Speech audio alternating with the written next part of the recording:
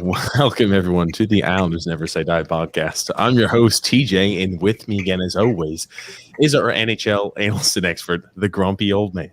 They say there's no shame in his game because he is always the same. That's me. Grumpy, got an uncontrollable laugh on. Do you know how every single time I give you a hard time about putting a cap on your drink? Yeah. What about There it? may or may not have been a spill over here on our side. You know what? I told you. It wouldn't shock me at all. Matter of fact, that guarantees that there was a spill of your little drink, wasn't there? Of the fire hydrant. And you tip that open, it's like, okay, now we're going to need a new rug. The fire hydrant may or may not have taken a little tumble, grumpy old man. But that's why you put a cap on. Any mistakes, and this thing, you look like you're pretty clumsy. So I don't have to worry about that, honestly, but I knew you would. I'm just, I'm being proactive. With age comes wisdom. Maybe you should try it. Oh, my goodness. Grump, today, though, I could not have been happier with the Islanders draft today. And we're going to kind of break down players and picks. And upcoming, we're going to have, not today, but later on here, maybe this week or next week here, we'll have the scouting report there on to kind of break down a little more in depth the Islanders picks there. But Grumpy, initial reaction and grade on the draft here. First of all, before we get into that, I would just like to say, if you like this podcast, please, what should we do, TJ? Thank you, Grumpy, for reminding me. Again, if you like the podcast and you want to support us, we go live every single Saturday at 8 p.m. Eastern Standard Time. And there's going to be sometimes this offseason, we're going to have 2 podcasts there a week. We'll make sure we go ahead and publish the schedule there when we have guests on. But make sure you subscribe to YouTube so you don't miss out on any of the action. Make sure you like and follow us there on Facebook and Twitter, or subscribe wherever you listen to your podcast. Also, we've got an additional podcast where we talk all sports controversy. And again, you can find that in the link in the description below called TJ and the Grumpy Old Man. That's only on YouTube, Facebook, and Twitter. But we go live on that different podcasts on Sundays at 8 p.m. Eastern Standard Time and during the weeks on Wednesdays at 8 p.m. Eastern Standard Time there. Grumpy old man. But yes. Yeah, I just want to say that one thing I know, but this Wednesday, now I'm just going to run this by TJ now. I'm going to embarrass him in front of everybody. That's how I have to get my way. I have to say things in front of everyone else. Otherwise, TJ just blows me right out of the water and says, no, we're not doing that. He might seem affable on the podcast, but he's a bastard. I'm just telling you, he's very, very nasty. And anytime something goes wrong, it's my fault. Grumpy old man, you're the reason this is terrible. It's the way he is all the time. All right. Nobody realized how nice I am in real life. Okay. But here's the thing. This Wednesday, what I want to do is a free agency special edition, because Wednesday is the first day of free agency. And I think we need to strike while the free agency iron is hot. Is that so, Grumpy? That's right. Absolutely. Need to strike while the free agency iron is hot. That being said, we do have an ad to read before. I guess I'll let you give us your initial grade there before we break down some picks the Islanders made. You've heard us talking about Draftkings, again, the leader in daily fantasy sports, and how payday can come every day by entering their contests with huge cash prizes up for grabs. Make a lineup on Draftkings. It adds excitement to every night, and it's simple to do. Draft your lineup and feel the sweat like never before. Every moment means more with DraftKings lineups on the line. And DraftKings has paid out over $7 billion to its users across all sports.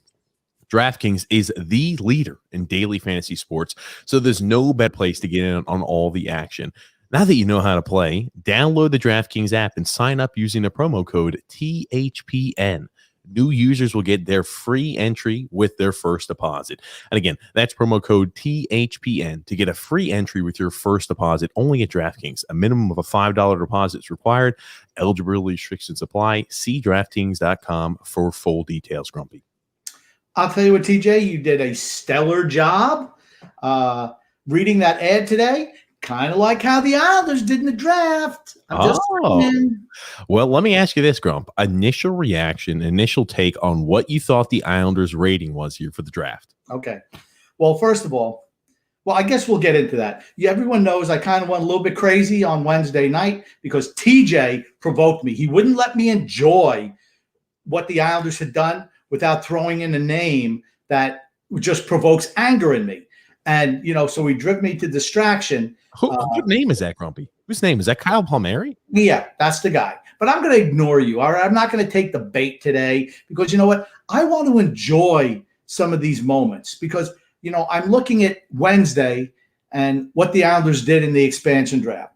And I would give them that day for clearing salary to set up the offseason. I give them an A. I really do. Or maybe an A minus. So everybody says, oh, Grumpy didn't agree with that. This is what he's been asking. Exactly. That's just one of 3 parts of this offseason. So if I'm going to give that an A or an A minus, I'm going to give today's draft.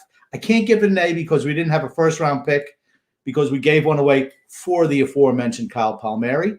But I will give this draft a B+, honestly. And I know we're going to talk about the individuals, and I'll explain why I give it a B+. But TJ, what's the grade so I was really happy today. I was happy Wednesday until I talked to TJ. He could be the wet blanket on just about any party, particularly a grumpy party. TJ just, he can't let me be happy.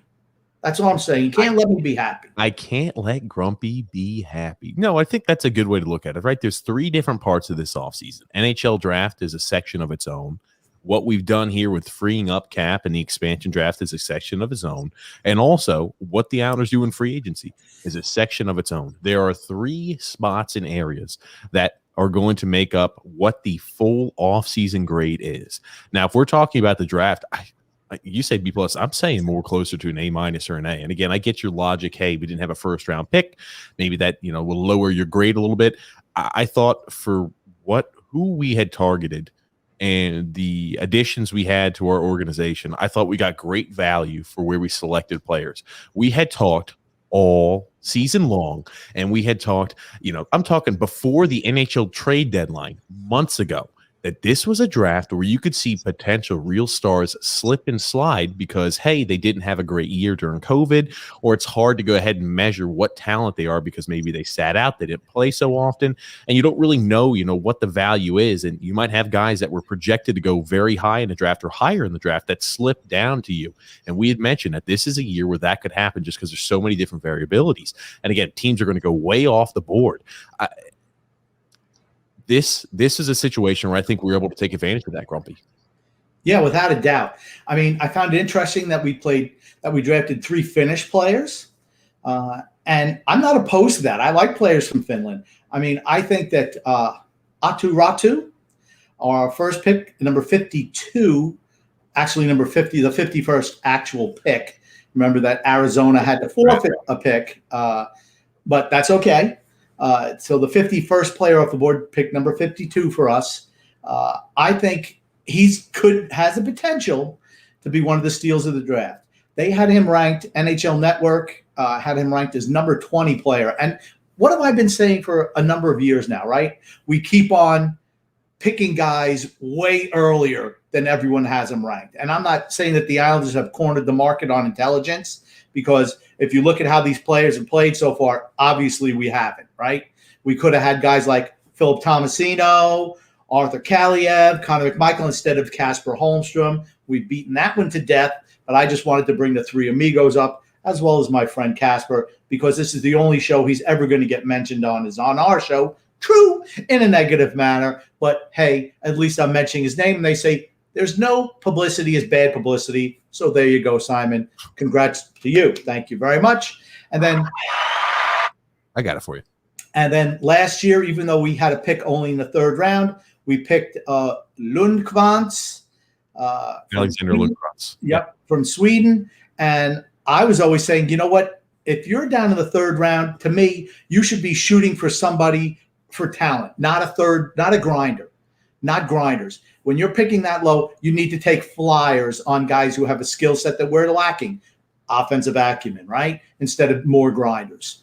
And today, I felt we did that with Ratu. He dropped for a number of reasons this year. He did not have a great season, but he had some other issues. But nothing that concerns me. And I love that pick, honestly. Yeah.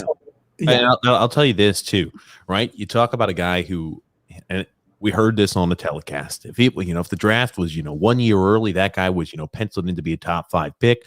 He's got everything you're looking there for. And his production, especially in international play, has always been there. I mean, today, I think he scored 4 goals. The kid's got ability. He's got ability. He's what we need. And he's not a little kid. He's 6'2". I mean, he's a big kid. They said last year that, he was working too hard. He was leaving the game on the practice ice as opposed to during games. And he kind of lost love for the game for a little bit. But it seems like he's come back from that. And I just see a potential for being a big steal for the Islanders. And I really hope so. He's the type of player we need. He really is. Yes, he is. And this is a guy to where no need to rush a player like this. And I think Lou could. Here's also something important to mention. A guy who had kind of worked himself to where, he took the fun out of the game. He kind of changed his approach there to it. This is where, when you have a veteran and you've got a guy who knows an immense amount of hockey knowledge like Lou Lamoriello, this is something where you could take a kid in like this and say, time to reset. This is a brand new slate. I know, hockey got, a little bit more of a chore there for you out there on the ice, practice. You were leaving a lot out there, on practices, and, we weren't really seeing the results in the game. You kind of grip your stick a little tighter. This is a chance for you to reset. And there's no better way to say, look at the organization that we've got. Lou Lamoriello, excellent general manager. As much as we do give him, a little bit of shtick here and there for certain moves he makes, and the coaching staff there. You have to feel comfortable with a pick like this and a guy who really slipped and fell in the draft, who I think value-wise, you could really be looking at one of the potential sleepers and a steal in the draft, and we went ahead and picked him. That I could not have been happier about the Atu selection here. Yeah, ecstatic about Atu's selection. Absolutely ecstatic. And, how often do I say that about anything the Islanders do, right? But I really loved their draft today. Why? Because we were picking players later than when everyone was saying they should have went. I consider that a good thing.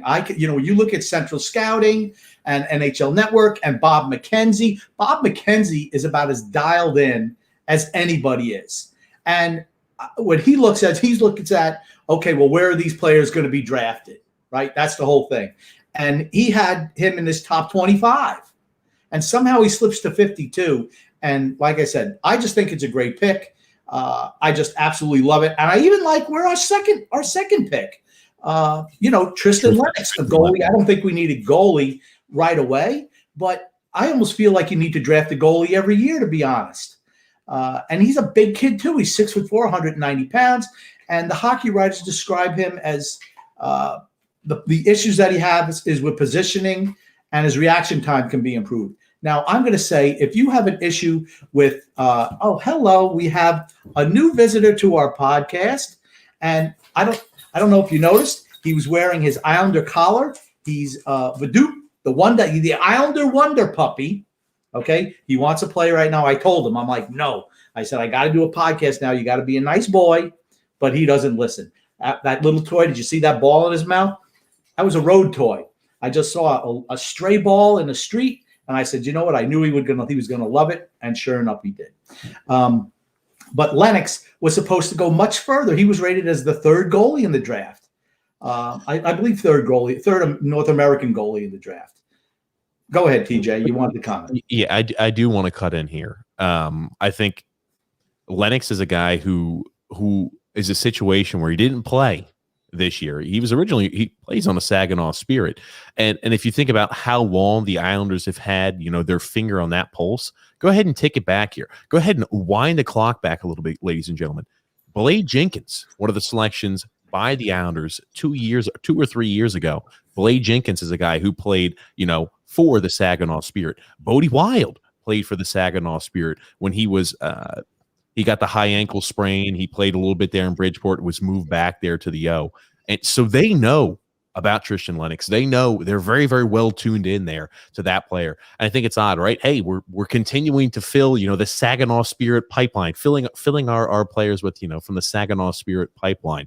And this is a guy where if he played this year, maybe you're looking at a guy who is going to be a little bit higher selected And, they talk about how he's got all of the raw potential. He's got all the items you're looking for to check the boxes. He can work on a little bit on his consistency, positioning, items like that.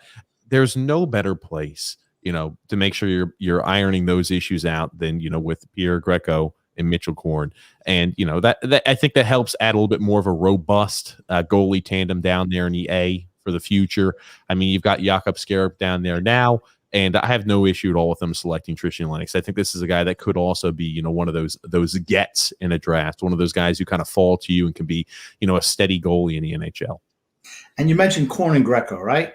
And before Baduk, the Wonder Dog came in and kind of threw me off my vibe a little bit. I just wanted to say, if your issues are some technical aspects, who better than to help you improve in that aspect than Pierre Greco and Mitch Korn?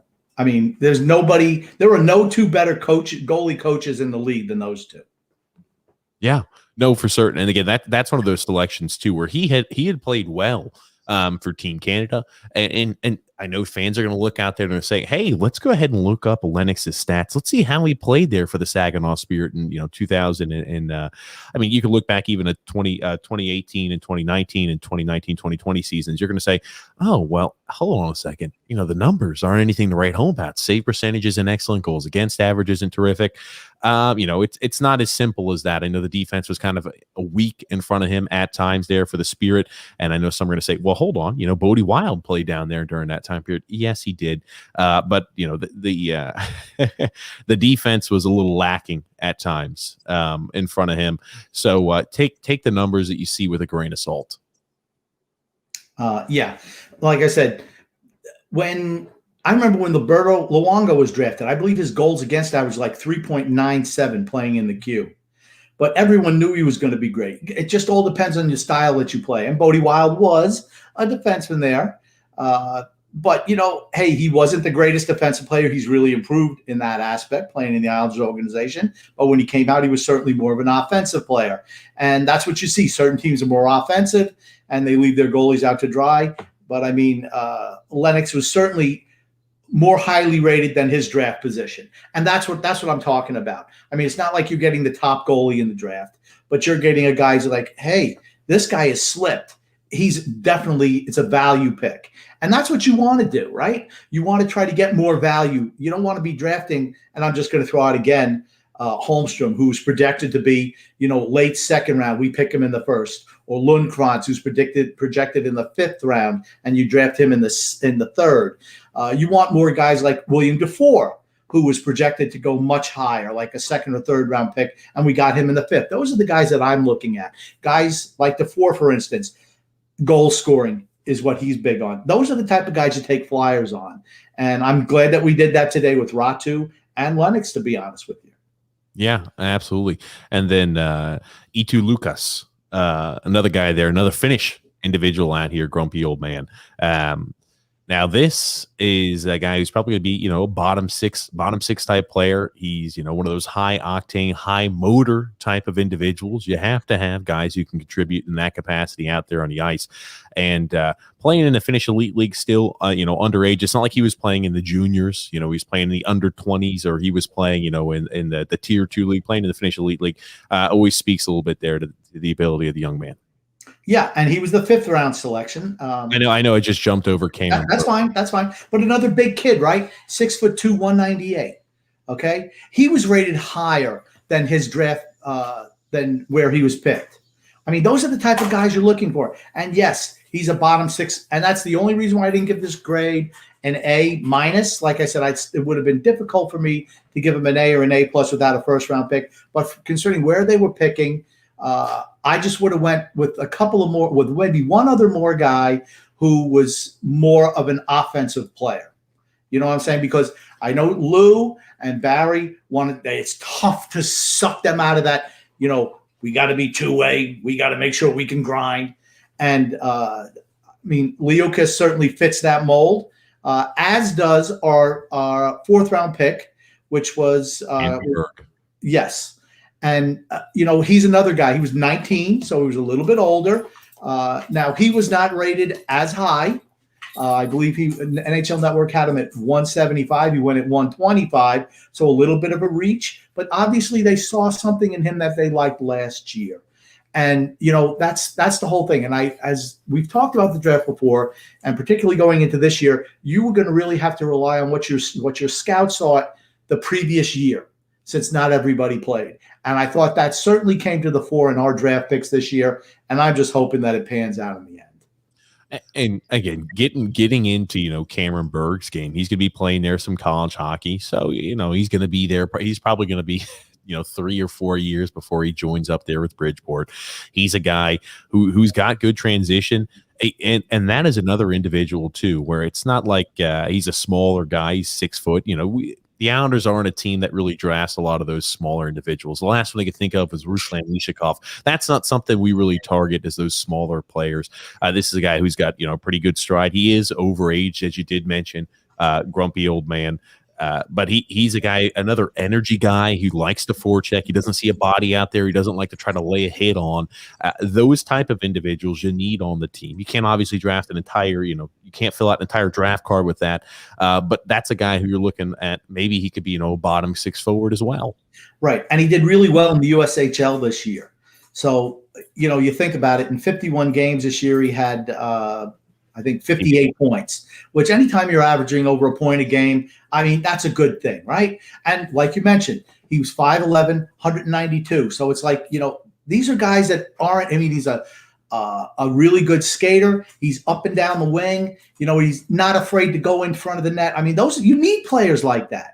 And like I said, I just thought that he was maybe drafted a little bit high, but then you look at some of our other players, and I guess it kind of all balances out, which brings me to Oleski Malinin. Yes. Now, Oleski Malinin, a really good defenseman, again from Finland. NHL Network had him at number 90, right? And he goes at 189. To me, that's a steal. Of course, we don't know how these guys are going to pan out, but everyone had them rated way higher than they were actually drafted.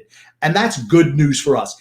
That's not how it's been the last couple of years, honestly, but it was this year. So, like I said, I'm really, really excited about this draft. When you're looking at Malin, the thing I like about him, and decent size at 6 foot, but all defensemen have to have the ability to carry the puck. They all have to be guys who can go ahead and that's just the way the league's moving. You got to be you got to play well in transition. You have to be able to find outlook passes, and these are all things that are Melanin's strengths there. Again, he's got that nice blend where you can kind of go coast to coast, and those type of items there for defensemen are pertinent. That allows you to go ahead and find a way there on an NHL roster. Not only do you have to be solid back there on your defensive end, but you have to be able to show a little bit of offensive acumen. You have to be able to show that, hey, I can headman the puck. I know how to go ahead and, lead a breakout. There's certain items you have to be able to do, and that's that blend, right, that he's got, and that makes me excited about. Hey, I'm not saying, hey, I'm pumping up, our 6th round pick. He's the greatest player ever since sliced bread. But still, in the same token, we're looking at the tangible. We're looking at tangible skills you need to have in order to be a successful defenseman. He possesses those type of items. And one thing the Islanders do extremely well is draft defenders, and their goalies as of late have been pretty stout as well. Absolutely. That's the one thing, right? And then it brings you to our last pick, right? Thomas Mikal, right? Out of the Czech Republic. Right, the Czech 2 league, right? Another big kid, 6'4", 189. Okay. Like I said, I haven't seen a lot of these kids. Matter of fact, I haven't seen any of these kids play, to be honest. I've just seen some highlights, particularly this year. But you just look at the size of him, and he had a really good plus minus, and a lot of people say, oh, plus minus doesn't mean anything. All I know is if you're on the ice and your team is scoring more than it's giving up, that's not a bad thing. That's all. Particularly if you're a defenseman. But once again, I just thought a nice mix of players. I just would have liked one more guy who maybe showed a little bit more offensive pop, honestly, as opposed to a grinder types. But the Atu Ratu pick, I think that's just a fantastic value in the 2nd round. It is. And again, I know that may have bored people right there as we're breaking down. And I know, again, we'll have Scouching there. Will Scouching on. He's an individual who's going to break down a nuance, kind of those strengths. He's been following the entire prospect of this 2021 NHL draft for months. And again, if I'm thinking about a guy who's very, very astute on that, that's an individual who can provide us a lot more context on it. We'll have him on in the future. But that's just kind of a rough overview of the draft there the Islanders had. So Grump, just want to make sure you're giving it a B+ rating there on the Islanders draft. Yeah, B+, and only because we didn't have a first round pick, and I would have loved to see just one other player instead of having two grinders. I would have much rather had two guys who could really put the puck in the net and showed more offensive tendencies. That's all. But other than that, I mean, here's the thing. This is the draft. I'm not counting the first draft where we got Dobson and Wahlstrom. I really don't consider that a Lamoriello draft because he was only there, for a week. But since then, this is the draft that I like the best out of all the Islander drafts by a long shot. Okay. Well, again, like 2019, technically we did have a first and a second. And again, we did. Samuel Bolduc was in 2019, 2020. I mean, you may be looking at Alex Jeffries or William Dufour, maybe being, the key takeaways there from that draft. But this, I do think Atu can really be a guy who steps up and is a potential sleeper for certain, Grumpy. But not hammering home too much on the draft. I know we just covered that for 30 minutes here, Grump. Moving right along there. I just have one thing to say. You mentioned earlier, we had 3 components to this offseason. And even though you tried to derail me the best you could on Wednesday with the first part, which was freeing up salary cap, just like the grumpy old man said, Lou Lamoriello did what I asked. Then with this draft, he went after some guys who were rated higher. We didn't make a bunch of reaches. There's +2. Now we come upon the third one, right? And I don't want it to be like that old Meatloaf song, 2 out of 3 ain't bad. I don't want it.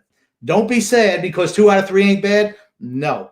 This is the biggest one for next season is we have to hit the mark on the third part, which is improving the talent level on the team coming up for this season.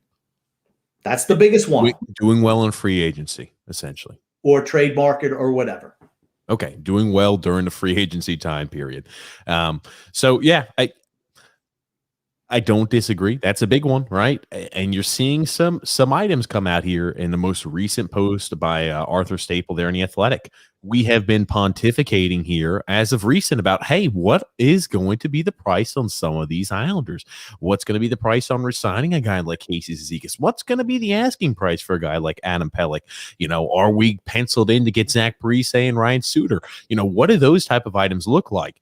Well, it looks like Suter is going to be going to Dallas since he has been bought out by Minnesota. I know they pointed out that it does not seem like the Islanders are going to be, the leaders in that pack. He had that 10-day time period to where he can kind of visit different areas. He had no intentions on visiting Long Island. Not saying that he might not here in the short time period before free agency begins. But as of right now, it looks like the Dallas Stars are the favorites for that. Yeah. Suter is still a good player. I think he's going to get, here's the thing. You're looking at some of these contracts, right? Cale Makar signs a deal today, $9 million per for the next 6 years. And they only bought out 1 year of free agency, right? So maybe that deal isn't looking as good. You buy out 2 years, it looks better. But since you're buying out 1 year, it's maybe doesn't look as good. Man, that's a lot of money, right? Then you see, what Olesiak was getting. You see what Larson's getting. And then you wonder what Pelech is going to get. It's just hold on. Let's not jump. Let's go bit by bit there. Okay. Suter first here, right? Okay. That's a guy where I didn't think it was a bad fit for the Islanders unless he wanted a lot of term to his contract. They're saying, Dallas Stars. That's an individual, though. I wonder what type of deal he's going to sign. It doesn't look like he's going to the Islanders, but I'm very interested to see what type of deal he's going to sign. We're going to talk about Casey. We're going to talk about Pelech. I want to talk about a few guys here filling the hole there, that defenseman slot we have first, and then we'll move on. Okay. Yeah. Suter, he had no interest in visiting Long Island. It seems like he's hot for Dallas. I know Boston was in the running. Yeah. Boston was hot on him as soon as he was let go. It looks like he won't go there either. You have to kind of take a discount to sign with Boston, and you see what they're doing. And I just find the comparison between the Islanders and Boston for getting guys re-signed is kind of stark. And if I mean, I think we might offer Suter more money than Boston, but it seems like he's got his heart set on Dallas. And if that's the way it is, that's the way it is. I mean, he's a 37-year-old defenseman. Is that really the path we want to take anyway? Exactly. And here it is too. If he was willing to take a 2-year deal, I have no issues. I think he's going to want more than a 2-year deal. Maybe that's why it works a little better in Dallas, because right, if you want to jettison in afterwards, hey, we just want Suter there to be there for 2 years. We can integrate, either a Robin Salo or a Bolduc next year, once Green's contract is up. And then, 2 years from now, once Suter's contract could have been up, now you can go ahead and get, the full pipeline of individuals coming up. You've got Bodie Wiles down there that will be ready, hopefully, in 2 years time period as well. But I just don't think he's down for, a 2-year contract. And maybe that's why he's looking elsewhere. I'm hearing that, hey, Martinez, a guy that we've been big on, people thought he was going to get paid this offseason. The asking price that he's right around is in the $3 to $4 million range. And Alec Martinez is a guy who, again, not a spring chicken, but apparently he wants to go back to Vegas. But he would be another guy where if you can get him on a 2 or 3 year deal, that'd be excellent, I think, for the Islanders situation. Yeah, but I think he's got his heart once again set on going back to Vegas. And, that's something and that would be a below market deal. If he went out on the market, he could probably get more money than that. Honestly, I mean, probably upwards of 5 coming off the year that he had at 33 years old. I mean, but that's the thing. If the guys are staying because they're getting hometown discounts, well, then you really don't have a shot at them anyway, right? I just wonder what we're going to do. I'm sure we're not going to play one of the young guys. I'm certain of that. They're looking for a top 4 left-handed defenseman. That's what they're looking for. Somebody to pair with Scott Mayfield.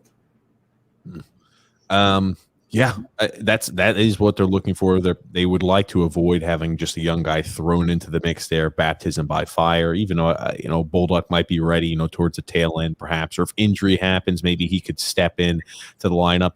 I do think they definitely want to have more veteran presence here. Martinez would be nice, but it doesn't look like that's the case.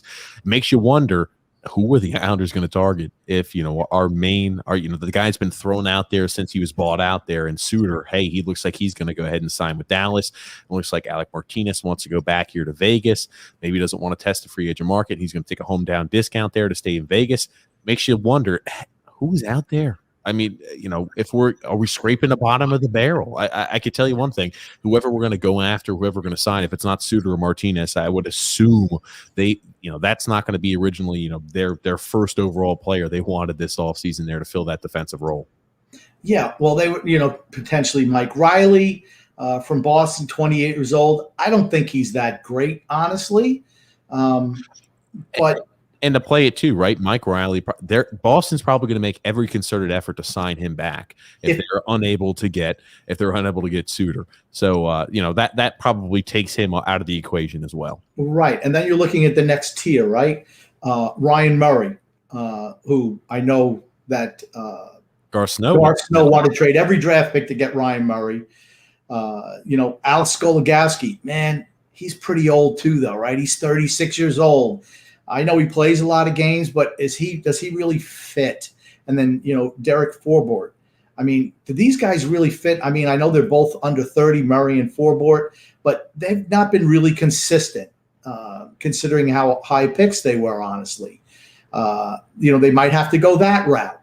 It's just really going to be interesting. I don't think that Keith Yandel is an option. He doesn't play any defense. And it's going to, and here's the thing, if you play with Mayfield, you can get away with that a little bit. But I'll be interested to see how they go, because I think internally, if it's anyone that we're looking at, it might be Aho. I think he's probably higher up than everybody else, being, as the 7th defenseman all last year, and also with the team in the bubble last year. I think he would be the first guy if we had to go the internal route. We had to do internal promotion route. It would be, Sebastian Aho. Again, he's going to be on a one-way deal here next year. So maybe that is something they're considering. Who the heck knows? But once you get past Suter, once you get past Martinez, and again, that I think that's your top tier of defensemen that would play the role that we needed them to. And then you kind of tail off a little bit there with Murray, Forbort there, as well as Goligoski. And then after that, you're kind of in the murky waters per se. But that is going to be something we're going to monitor very closely. Hey, free agency's coming right around the corner. That's one of those items to where hopefully the Islanders pull, a rabbit out of the hat. I don't think we're going to look to trade there for a defenseman. Maybe we will. Who the heck knows? There were a lot of trades that happened on the first day of the draft, which we'll talk about ad nauseum. But that kind of covers a little bit that hole we've got there of our top 4 defensemen that we need. Looks like Parise, though, is something the Islanders are probably going to get Zach Parise. Yeah, I mean, I'm just not a fan of that. I know he's probably going to sign a vet minimum deal like Andy Green did last year and this year as well, with built-in bonus structure, so it doesn't count towards this year's cap; it'll count towards next year's cap. I just think he's gassed. I just think he's totally cashed at this point. And I understand the argument. People are going to say, towards crunch time there, the Minnesota Wild had him as a healthy scratch the last 11 or 12 games of the regular season over that spurt. And, if he's not even good enough there to suit up every night for the Minnesota Wild, what makes you think that he's going to be good enough to suit up for, the back-to-back Eastern Conference Finals, New York Islanders?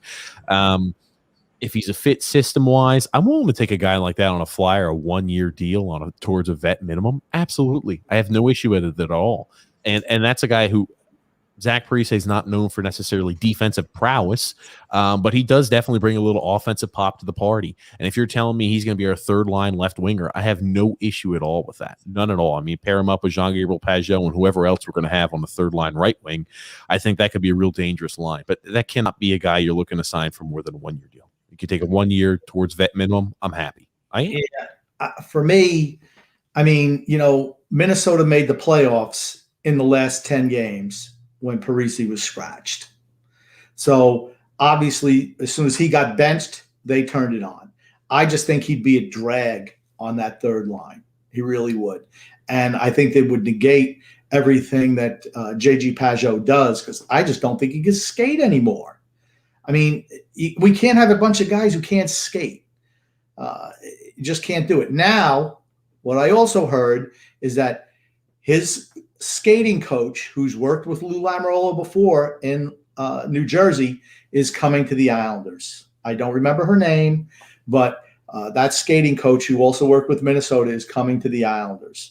So maybe that's a good thing, unless you look at how poorly Zach Parise skates now. Maybe it's not such a good thing. No, look at it. Zach Parise could still skate. That guy could still skate. I'm not saying he's over there. He's like blazing saddles. He's got unbelievable speed. But for his age, he could still skate.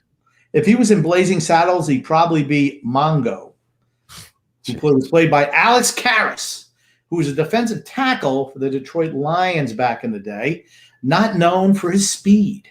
Maybe quick for a defensive lineman, but not for a hockey player. Oh, goodness gracious. Candy Graham for Mongo. Candy Graham for Mongo. Well, it looks like Kyle Palmieri. The Islanders are very keen on signing back Kyle Palmieri as well. They're saying asking price around Kyle Palmieri, they figure that around $4 million a year can get that done. I'd hopefully like to see maybe he take a little bit of a hometown discount, maybe about a 3.5, 3.75. But $4 million a year is not terrible for Kyle Palmieri. I was hoping we'd get him a little cheaper than that, but it won't be the 5 or 5.5. I do have another thing to mention. I do want to apologize to everybody here on the podcast. Last podcast, I was saying that Kiefer Bellows is gone. Based off what I had heard there from people who had usually a pretty good tap there on that information. Kiefer Bellows was gone there, or about to be gone. I was hearing conflicting reports, a few different items that kind of conflicted.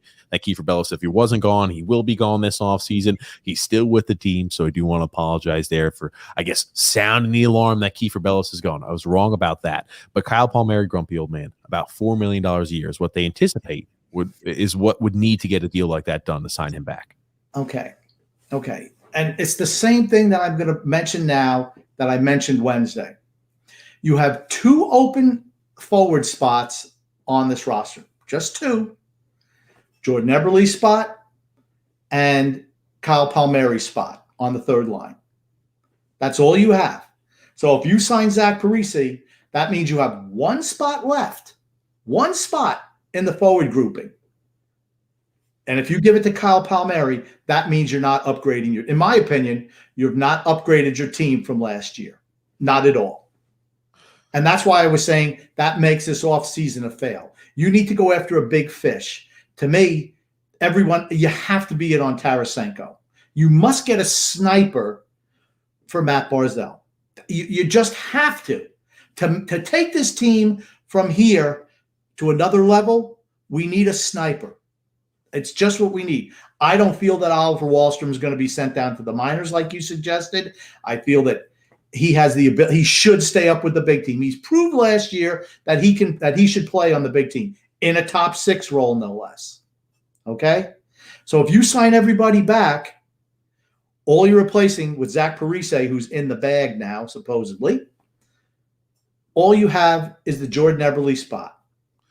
Well, Josh Bailey was exposed.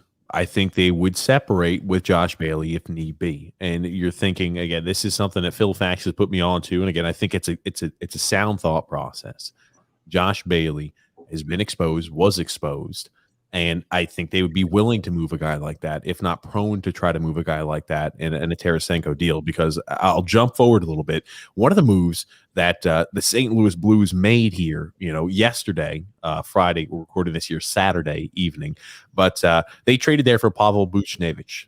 They gave up their Sammy Bias and then a 2022 second-round pick for Pavel Buchnevich. And again, Buchnevich is a guy who is on a cheaper deal than Vladdy Tarasenko, but them trading there for Buchnevich pretty much seals the deal, in my opinion, that there's no way in hell Tarasenko is going to be with the Blues come opening night. And then you hit the subterfuge from Doug Armstrong. Well, even though he doesn't want to be here, we could definitely see him coming back and playing with St. Louis next year. Maybe. I mean, maybe. I just find it doubtful. But I mean, to me, I just see all these other trades happening already, and I'm like, Luke, don't wait. Please pull the trigger to get this guy here. You mentioned the Kiefer Bellows situation before, and I just want to say, that made me happy that we did not have to give anything up, and it was between Eberle and Bailey, and obviously Seattle felt that Eberle was more valuable than Bailey. And I certainly agree.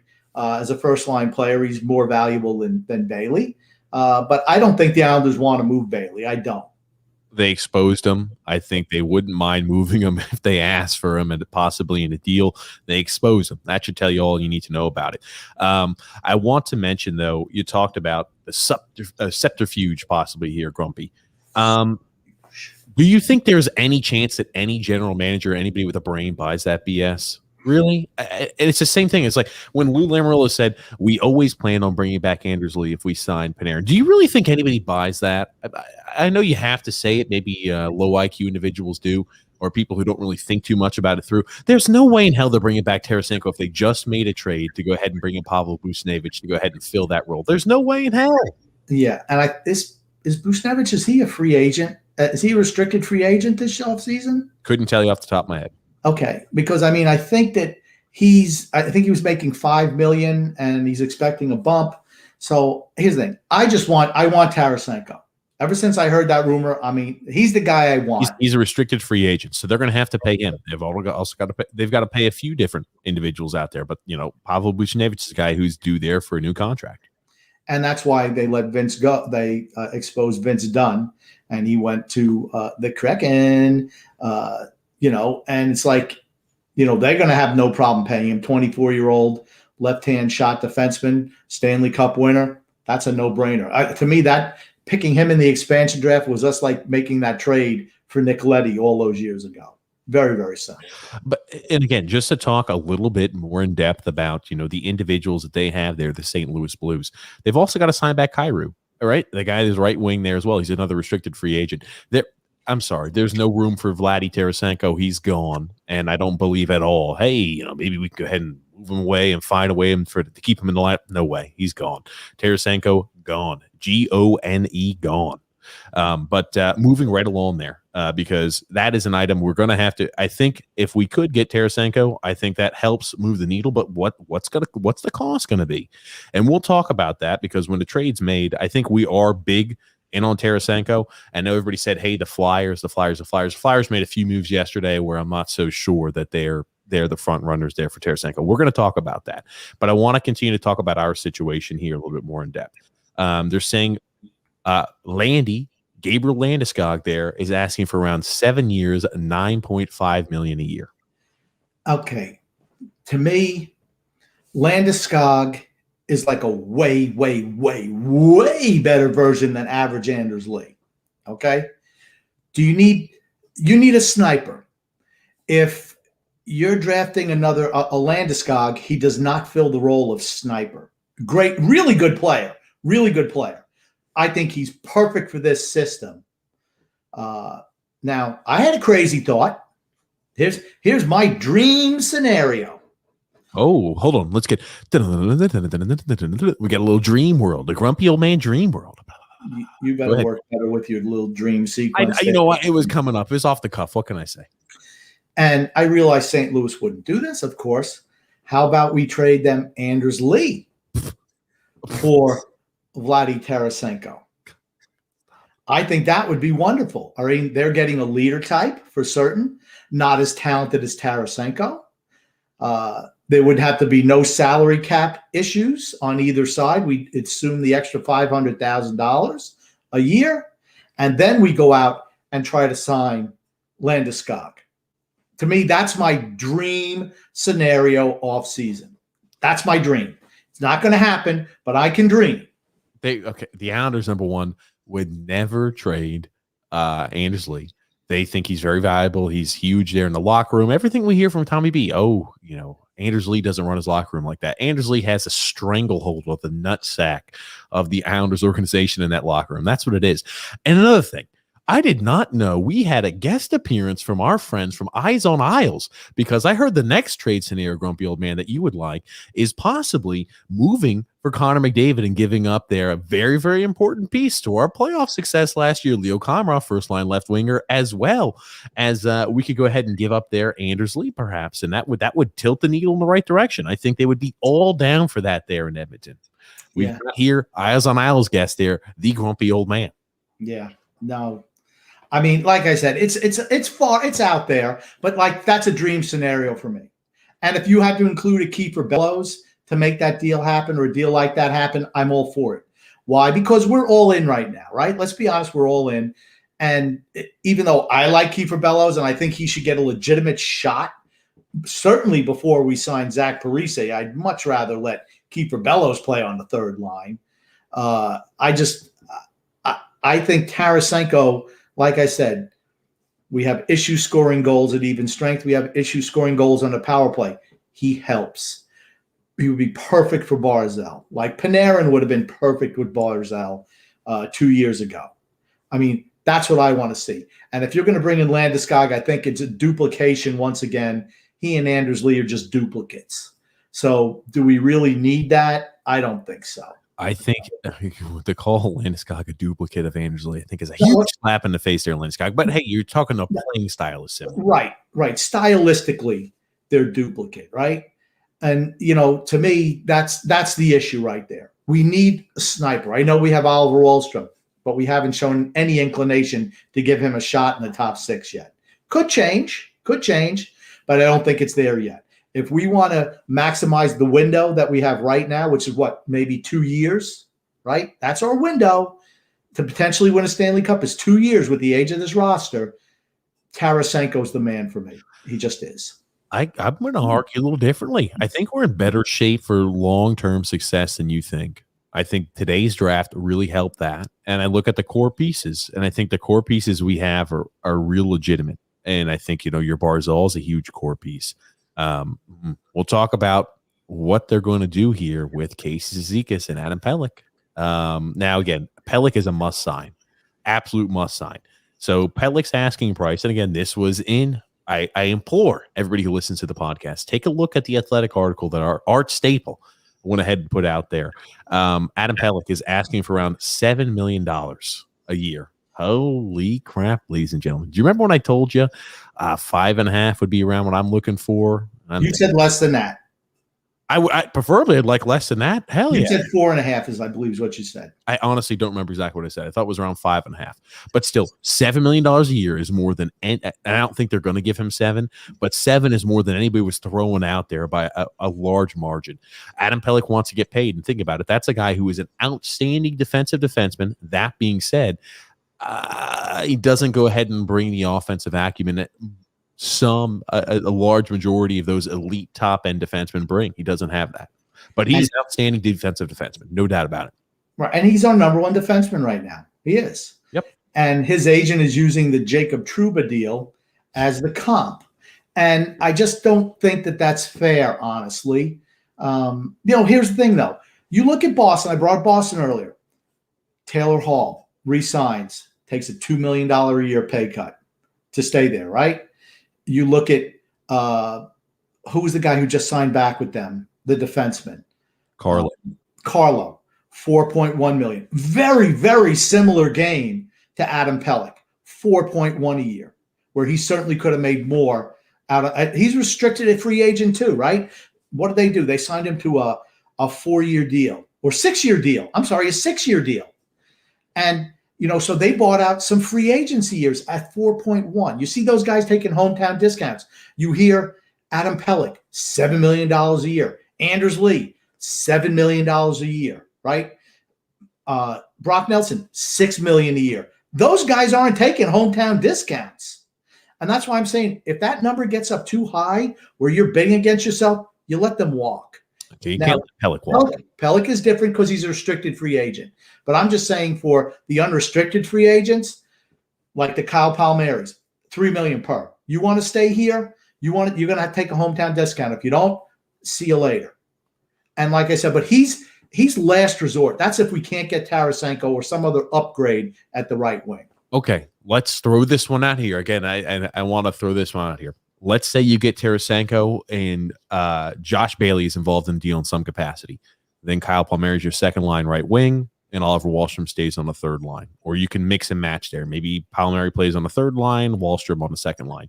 I really think that they're trying to move a guy like Josh Bailey. Once I saw that and I saw the idea, I think that's probably more the way they're going.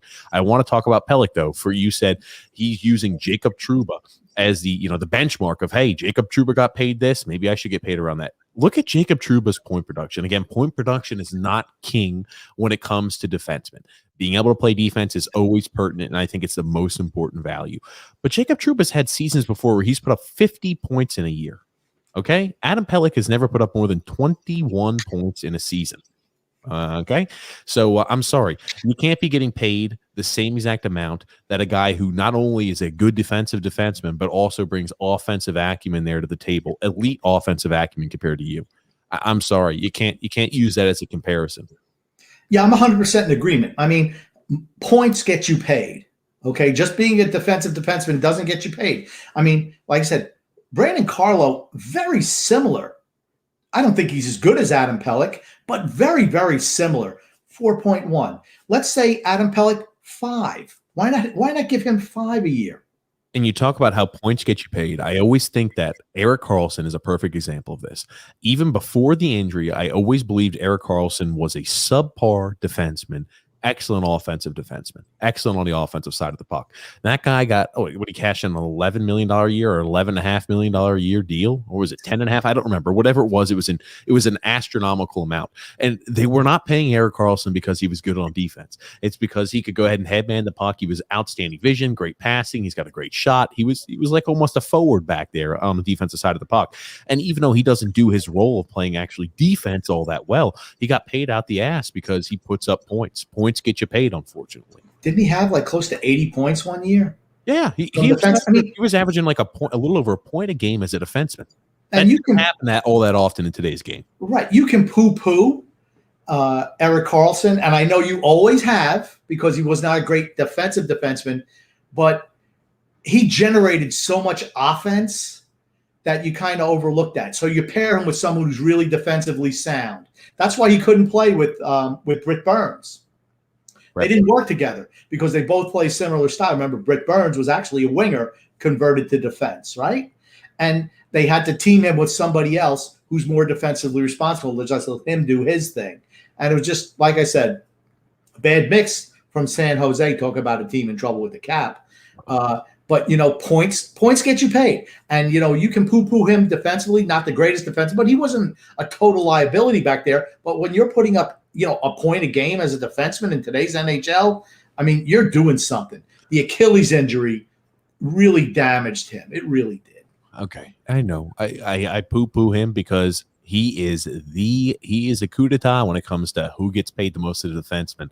And he has such glaring deficiencies in his game. And he gets paid like that. It's all based off the points he produces. And I can't tell. It's like the same exact thing when you see in basketball where you see James Harden in transition or not doing anything on defense. It drives me insane. I get it. He could shoot the 3-ball. He's great on offense. But I'm like, I want to see the effort on the defensive side of the puck. If you're going to get paid like that for a defenseman, I need to see the effort on the defensive side. I need to see the awareness. I need to see it. And I don't from him. Well, you mentioned James Harden. Until he cuts about 15 pounds out, it's going to be hard for him going back up and down the court. Sorry, James Harden. got a little weight issue this year. This year, he's got a little weight issue there. No, this year he was. I mean, come on, he looked like me out there. Come on. Erik Karlsson, $11.5 million a year. That's all I'm saying. That's why I poo-poo him a lot. But Adam Pelech asking for $7 million a year. Wow, nobody was expecting that. I would be happy with a $5.5, maybe $5 million a year a deal. But $7, I don't think the Islanders are going to give him $7. That's a guy you must sign back. There's no way you could not sign back Adam Pelech, though. He's so important to the team's success. You have to sign back Adam Pelech. Then you're in the boat like Columbus was in, right? You had Seth Jones. Oh, we'll talk about those deals. So we're going to talk about those. There's one other item I want to talk about here with another Islander who's going to be an unrestricted free agent and his asking price. Casey Cizikas, an absolute warrior for the Islanders. He's been a huge part here and a huge piece of the puzzle for years on the island. Well, came out that his asking price is around $5 million a year for Casey Cizikas. Injury-prone Casey Cizikas, fourth-line center, penalty kill extraordinaire, face-off winner, Casey Cizikas. $5 million a year. Think about it. Where's the hometown discounts? I mean, I just see other teams. Ryan Nugent-Hopkins takes $1 million pay cut to stay with Edmonton. Adam Larson signs a below-market deal to go to Seattle. Olesiak, I think it was $4.5 million to go to Seattle. Those guys aren't breaking the bank. Casey Cizikas, you want to make $5 million a year? Bye-bye. To me, that's where Lou Lamoriello needs to say, you know what, fellas? We want to try to keep this group together as much as we can. You're going to have to take less. If not, we're moving on. We're not, to me, I don't want to see, here's what I don't want to see, and this is the thing that worries me, is that we're building up all this cap space just to re-sign guys in their 30s who've been on this team.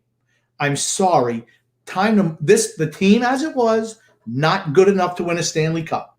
And the older they get, the less of a chance they have. They're not getting better. Casey Cizikas isn't going to get more healthy in his mid to late 30s.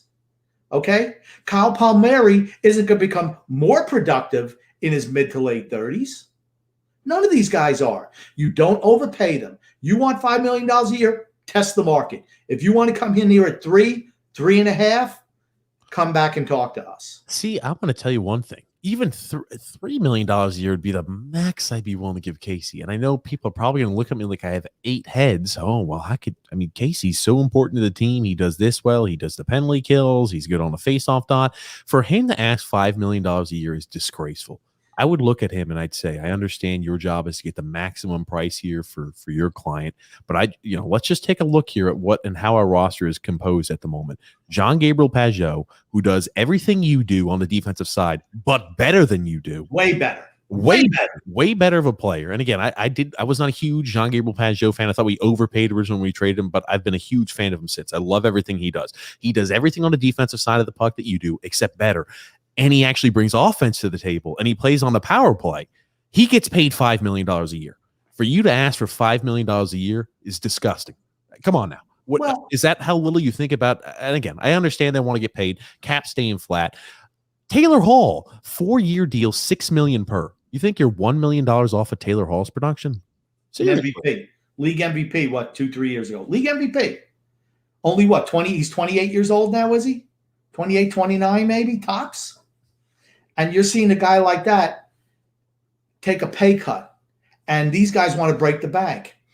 And like I said, my worry is that we're building up all this cap space, sacrificing draft picks, the lifeblood of the team, to just re-sign our old guys and put ourselves right back in the same cap situation that we found ourselves in this offseason, which I told you was going to happen 2 years ago. I said, we're going to be in cap trouble. Sure enough, that's what we were in this year. If you re-sign these older players to long-term deals, you're going to find yourself in the same situation you were this offseason, next offseason. And I want to hit on again the comparison of what he's asking. Ryan Nugent-Hopkins gets paid roughly about $5.1 million a year is his cap hit. And Casey Cizikas, a fourth-line center, who, again, he plays a lot of roles for us. He's great on the power and the penalty kill. He's a great player out there. He's the best fourth line in hockey. He was a part of that. He's asking for a comparable deal to what Ryan Nugent-Hopkins, a guy who plays top 6 minutes for the Edmonton Oilers, again, a guy who could put the puck in the net. What do we always say? Points get you paid. And he's asking for a comparable deal to that.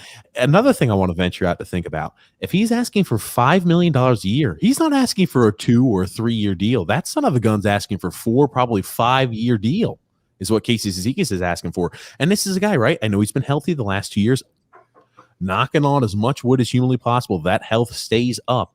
That being said, he's had a lot of injuries in his past, and he's a guy where the playing style he has really puts a beating on his body. He's not going to age like fine wine. He's going to age like vinegar, as a saying Grumpy likes to use. But he is probably going to be asking for maybe 4-5 years on that deal for $5 million per. Yeah. That's it. This is again, we're not pulling these numbers out, randomly. This is what's in the Athletic article here by Arthur Staple. Well, and that's my whole point, right? I don't want to sign any guys in their 30s to long-term deals. Just adamant. Because you know what then you say, Casey? You know what? What Lou should say is, thank you for your service. Goodbye. Otto Koivula, you're getting a shot. Or guess what? Some other free agent. You're talking about a fourth-line center. Some other free agent you can get to come in maybe for $2 million a year who could give maybe 90% of what Casey brings. That's your trade-off. But what does it do? It gives you financial flexibility going forward to increase the skill positions, which is where we really need help on this team.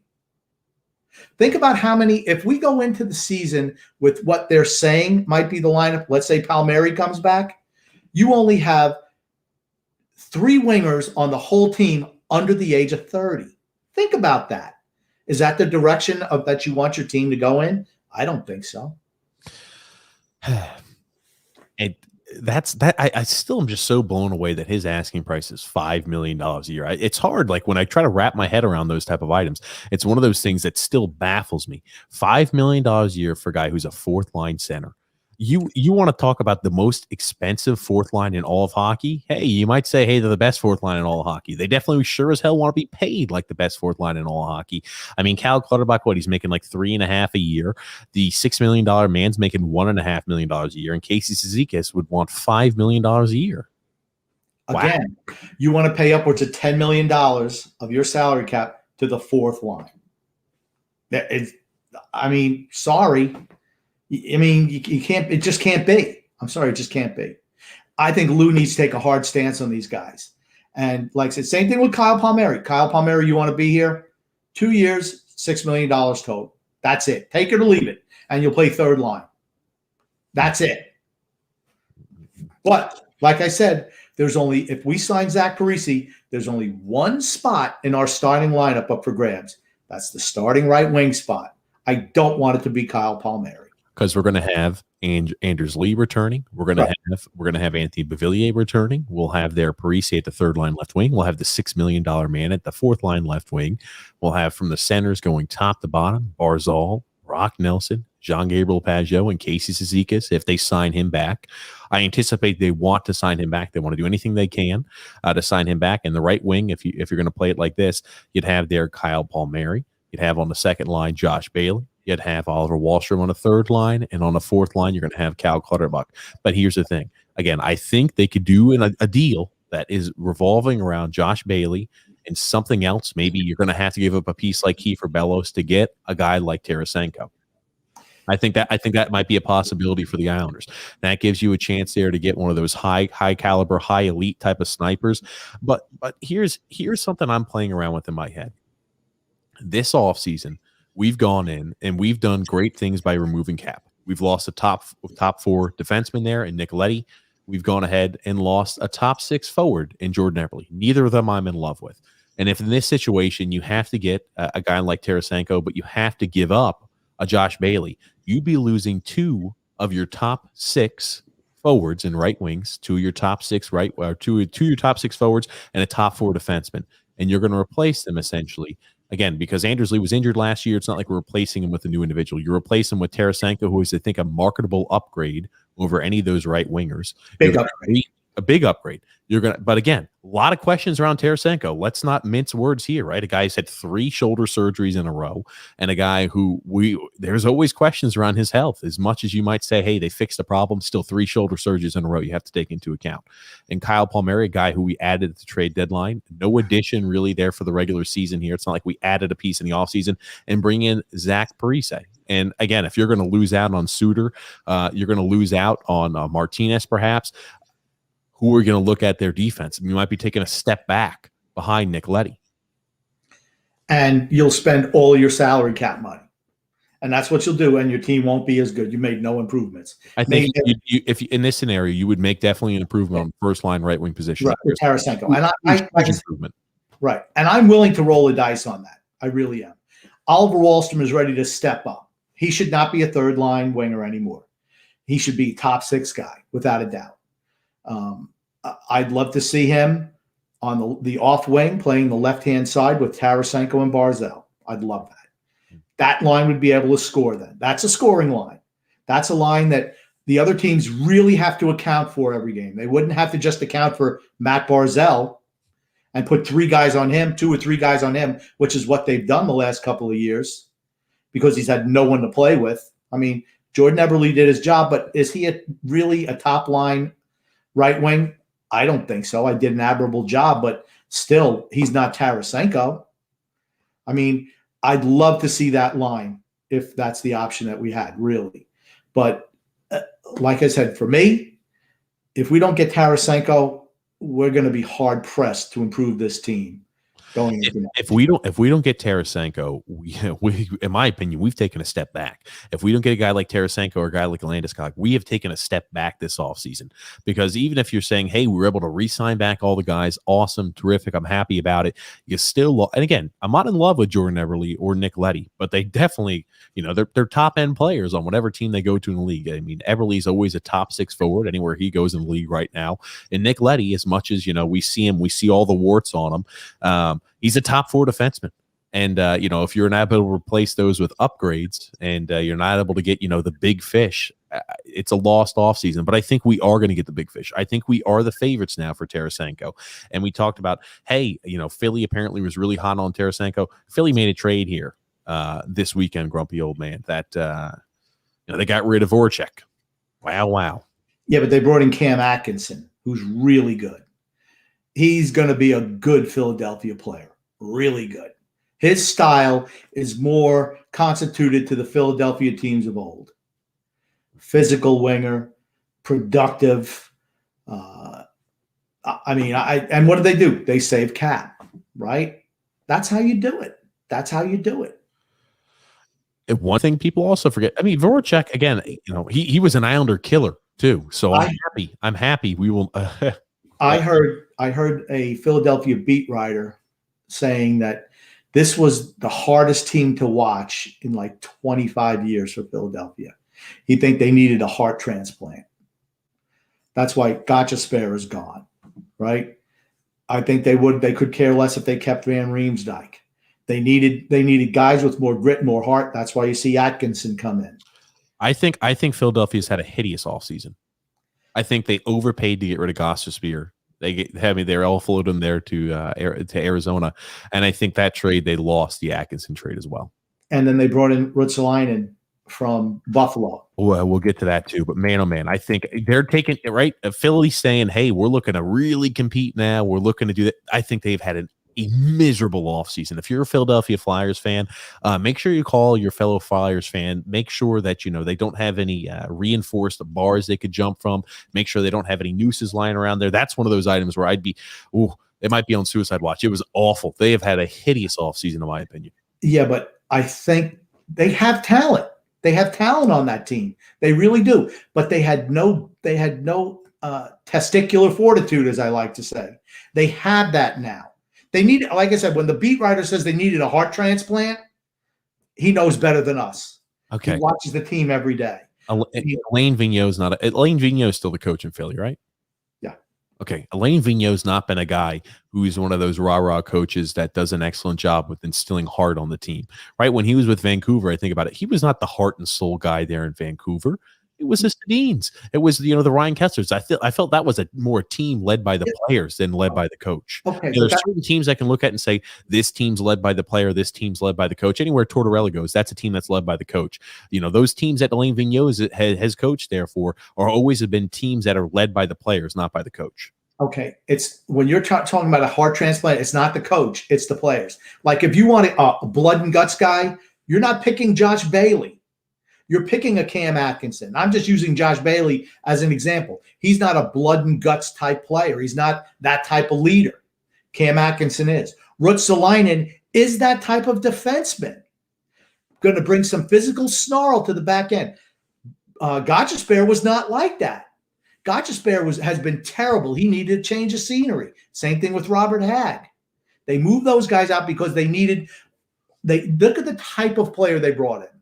I think Philadelphia will be better next year, and I think they will because their defense is going to be a little bit better, which is going to make Carter Hart better. Remember, Carter Hart was terrible last year too. He was terrible, but okay. Philly always plays a heavy forechecking style. They always expose their goalies. It's since the beginning of time they've done that, and they always will do that. That's a style they like in Philly. That's the way they play. But you look at it, right? They gave it the second round pick to get rid of Gostisbehere. You lose Voracek, who again is a guy who could put up points in droves for Cam Atkinson, and you go ahead and bring in Ruotsalainen there from Buffalo, and you give up the 13th overall pick in this year's draft and a second round in 2023. Is the team in Philly really that close? That's a question. Is the team in Philly really that close? They have a lot of talent. They didn't have the heart. They didn't play like the Philadelphia teams of old. They didn't. They needed, like I said, when the beat writers, I'm going to say it again, when the beat writer says this was the hardest team to watch in 25 years, they needed a heart transplant, that tells you something. And guess what? The GM felt the same way. The same way. And they made it happen. You know what? Yeah, we're going to give up some assets. We need to change the look of this team, the feel of the team. And I feel they've done that. Is it going to work out? I don't know, but at least they gave it a shot. And that's the same thing with Tarasenko. If he comes here, I'm willing to roll the dice on the shoulder because he could make our team so much better. Here's my question. Would it not have been a better idea to say, you know what, Alain Vigneault, I know you bring a lot of teams really close. You never have won, the big trophy. And again, like obviously most success you had there was in Vancouver. That being said, maybe it's time for us to get a coach that can lead the team, kind of get the ducks in a row. Players win games. Players win games. No. I'm talking about they needed a heart transplant. A heart transplant. You don't need a coach. You need the players. If you get a coach who can get players to buy in, you no longer need the heart transplant. The coach is the heart transplant. You're wrong. Players, the playing style of the players. The Rangers were a good team for years and years until they get Mark Messier. Mark Messier turned that team around just with his will and leadership and playing style, and they win a Stanley Cup. That's Cam Atkinson. I'm not saying he's Mark Messier. That's a type of player he is, though, right? Ruotsalainen. That's the type of player he is. Shane Gachespierre was not that player. Move him out. Yes, Shane Gachespierre you had to get rid of. I had no problem with it. I mean, he was a healthy scratch sometimes. I'm not saying he was the answer. I'm just saying you gave up Nolan Patrick in a second-round pick to get rid of him. Nolan Patrick never really panned out there for them. But that's a huge get for Arizona. I thought they won that trade. I thought they overpaid for Ruotsalainen. I thought, they didn't win, the Voracek trade. Go ahead. And they bring in Ryan Ellis. He's a smaller guy, but he's another blood and guts defenseman. He's a smaller guy, but he's not afraid to mix it up. And here's the thing. This is coming from a guy who despises the Flyers. I love what they did this offseason. They've changed the culture. They've changed the culture. You know another way you can change a culture by getting getting a coach that can change the culture. That's another way you can change the culture. They've had the same players for how many years, and they have not been able to get over the hump with different coaches. Time to move out the players. Time to move out the players and change the culture, and they did that. I hope it doesn't work out for them, but at least they gave it a shot. Let's talk also about the Arizona Coyotes. They finally get rid of Oliver Ekman-Larsson, who has been on the trade block, I feel like, for the last 4 or 5 years at the trade deadline every single year and in the offseason. Oliver Ekman-Larsson, always on the trade block. And also Connor Garland, gone to the Vancouver Canucks. Vancouver Canucks go ahead and get some cap relief. They get Louis Eriksson off the team there. Jay Beagle, I know a first-round pick there, the 9th overall selection in this year's draft, and a 2022 second-round pick.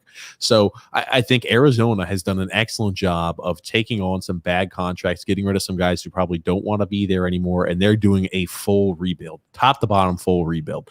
And, whether, the pieces they have there, can they draft well? They've done a great job of acquiring a whole bunch of draft capital, that's for certain. And how that ties in with the Islanders, because this is an Islanders podcast, by the way, TJ, just to let you know. Connor Garland could have been an option, a trade option for the Islanders, and he's gone.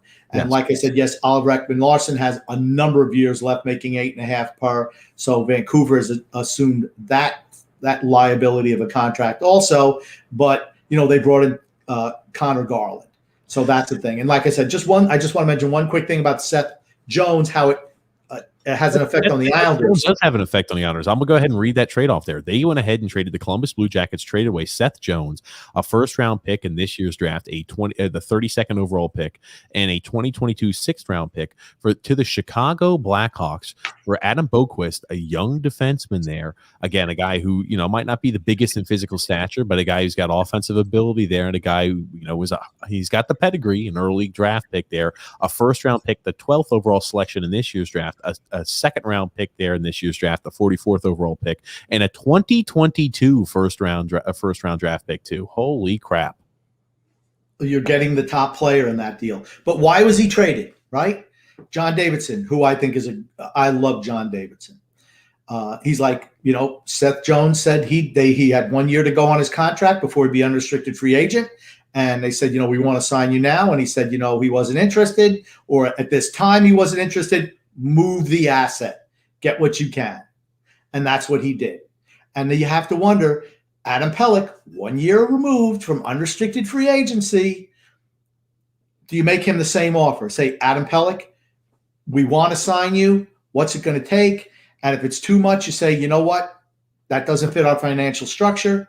Move the asset as opposed to losing for nothing. Don't sign him to a 1 year deal, because then you'll lose him in the offseason, and possibly Ryan Pulock, same offseason. How'd that work? That's why you don't sign guys in contracts that get them right to free agency, because you're really screwed then. So that's what they did. They took their asset that did not want to sign a contract with them at their terms. You don't want it to play out like John Tavares and potentially Ryan Pulock. Would you move the asset now if he doesn't want to sign a long-term deal? That's a tough one. If they were to get a reward like that, it's unfortunate, right? Because it doesn't fit into the current mold we have. We're a team that's in win now mode, where Columbus is a team that's kind of rebuilding, even though, hey, they made it to the playoffs 2 years ago, based off of that huge effort they had, all of them were able to come together. They're kind of in a rebuild mode. Hey, we want to go ahead and hit, patch a few holes there and get rebuilt there within, a 1 to 2 year time frame. So that's what they're doing. It's tough. Our situation is not the same as Columbus's, so I don't think it's an exact comparison that we can use to model ours, but I think the ideology is something that I wouldn't mind us having the same ideology as that. But Columbus, I thought they did a great job in the draft. Kent Johnson is a guy who, and you're talking, hey, this is a team that we're playing against. That's a guy who's got unbelievable amount of offensive talent there and acumen there. Cole Sillinger as well. I thought they did a real good job in the draft. Can I tell you something? No one on this podcast cares about Columbus draft picks. Okay? I'm trying to tie everything that you talk about. I try to tie back to the Islanders. People don't want to hear about all these other teams and how it affects them. All I care about is how it affects the Islanders. So that's why I talked about Philadelphia. So I know we have comments. I know we do, and I don't want you to lose any like you normally do. I'm sure we're going to lose a few, but we'll start jumping into the comments there. William C. there saying, I swear, if Lou gets Parise and Sutter, I'll cry inside. We don't need to get the old geezers. That's not the big splash we need to be cup contenders. 100% agree, William. 100%. Adrian saying, hey, TJ and the grumpy old man, what's up? What is that a crying face? Is that a crying face or a sweating face? That doesn't look like a happy face. I don't know. She doesn't look happy. Maybe because she knows that Tampa is going to have a tougher run to the cup next year. We need to go ahead and get our emoji professionals and our emoji analysts. I don't think that's a smiley face. Moving right along there, Scott Levy say, hey, guys, a little late tonight. A little late because we want to make sure we had everything prepped. Why are we late, TJ? Why are we late? The wonderful, the beautiful, lovely Paige had to go ahead and clean up there the mess because it was like all happening within a short time period. I knocked my drink over, and she had to save the day. So that's why I was running. Put a cap on your drink. You don't have to worry about that. No, I don't have a cap on it. It's tough to my cap's one of those where it's. Once again, I hate being right all the time. Oh, goodness. Toby O'Connor saying, what's up, fellas? What's up, Toby? Owen J there saying Tarasenko will be an Islander by Tuesday. You hear that first. You heard it here first, Islanders Nation. I think he certainly will. I think we're the favorites. I mean, again, it was like really, I thought between the Philadelphia Flyers and the Islanders, with all the moves they've made, I think they are out of the running there on Tarasenko. I think we are definitely the favorites to get Tarasenko. And here's the thing, too, right? You talk about, all these teams making all these huge deals, these grandiose deals. I wonder if that kind of lowers the interest that player or that teams had in Tarasenko, which means maybe we can get him for cheaper than we originally had anticipated. You know what? Considering how he overpays for everybody on this team, I'd rather overpay for high-end talent than some ham and egger. That's what I would do. You don't have to kill a deal. Just make a deal that's fair if it upgrades your team. That's all I want. I don't want time. We have time, so let's take as much time as no. Improve the team now. You see these other teams, they want to improve their teams right away. They want to have to wait till the 59th minute. Don't do it like that, Lou. Go get him. Go get your man. Yeah, and again, unless it's I don't want to make it sound like we're just completely glossing over the shoulder injuries, because I really think that is something the Islanders have to take into account. That's one where you would need to vet the hell out of every type of MRI you've got. You'd have to do your own MRIs there on Long Island. Get recent MRIs. You're going to have your doctors look at that, team doctors watch. He's had 3 shoulder surgeries in a row. They've done that. I think they have too. And that's why I'm not too worried about it, because if you didn't, that's a colossal blunder. If you find out later, like, oh, well, actually, we were wrong. It was exactly what they were trying to repair the last 3 times in a row. But, it's not an apples to apples comparison. That's a guy who's unhappy. He's had, the checkered injury there past. That's maybe a guy we can get on the cheap. That's all I'm saying there. Eli saying, how did we steal Aturati there at Ratu, not Ratu. Ratu. I apologize, Grump. At 52 overall, I thought it was an excellent pick there by us. That's right, Butch. It certainly was. The name's Ratu. I mess up one name and I get a Butch Goring comparison. It's not the first name you messed up. It's not the first name. It's the first name that you've messed up in the last 5 minutes. That's all. Oh my goodness. And then he said there, Brett W is saying, let me tell you something. I'll let you do this, Grump, because you say I don't do the Hulk Hogan enough there. Ratu Mania is running wild, brother. There it is. Yep. Ratu. 4-goal performance today. For certain it was. And then it says, hey, John V said, Grumpy, nice shirt. Your favorite player. Hey, Josh Bailey. There it is, Grumpy. Yeah. No comment. No comment? You don't? Okay. Oh, I'm not going to bash Josh Bailey right now. There's so many things to talk about. I don't have time to bash him today. Hey, Mike L saying, let's just play some hockey already. Hey, the draft has got me excited. I'm ready to see what happens in the offseason. I'm ready for the season to start again already. If we get Tarasenko, I'm ready to start the season tomorrow. Wow. And then Paul W said, waiting for the Blues trade, please. Yes, it's huge. Scott L said, may or may not means TJ spilled the fire hydrant. Yeah, for certain I did. I definitely spilled it. And this was, if anybody just remembers that discussion we had, about a month ago, TJ, again, like I said, no one realizes the type of crap that I have to take from TJ post-podcast, pre-podcast. You're drinking too loud. What's that noise? keep the dog off the thing. You don't even have a dog. We don't have a dog. Here. I told him, I said, yeah, my son's come in town with a dog. That dog better not be on the podcast. Lock him up, chain him up outside. Is that what I said? Go ahead and get him to a chain link outside. I never want to see that dog ever again. Better not be on the podcast. And stop drink that noise that you make with the cap. It's so annoying. I'm like, and then we had the whole thing where I said, I cap it so it doesn't spill. Well, I never spill anything. I'm TJ. Don't you? And sure enough, today, I'm sure he got the whole, 3/4 of a gallon of something all over the rug in his house. And like I said, I hate being right all the time.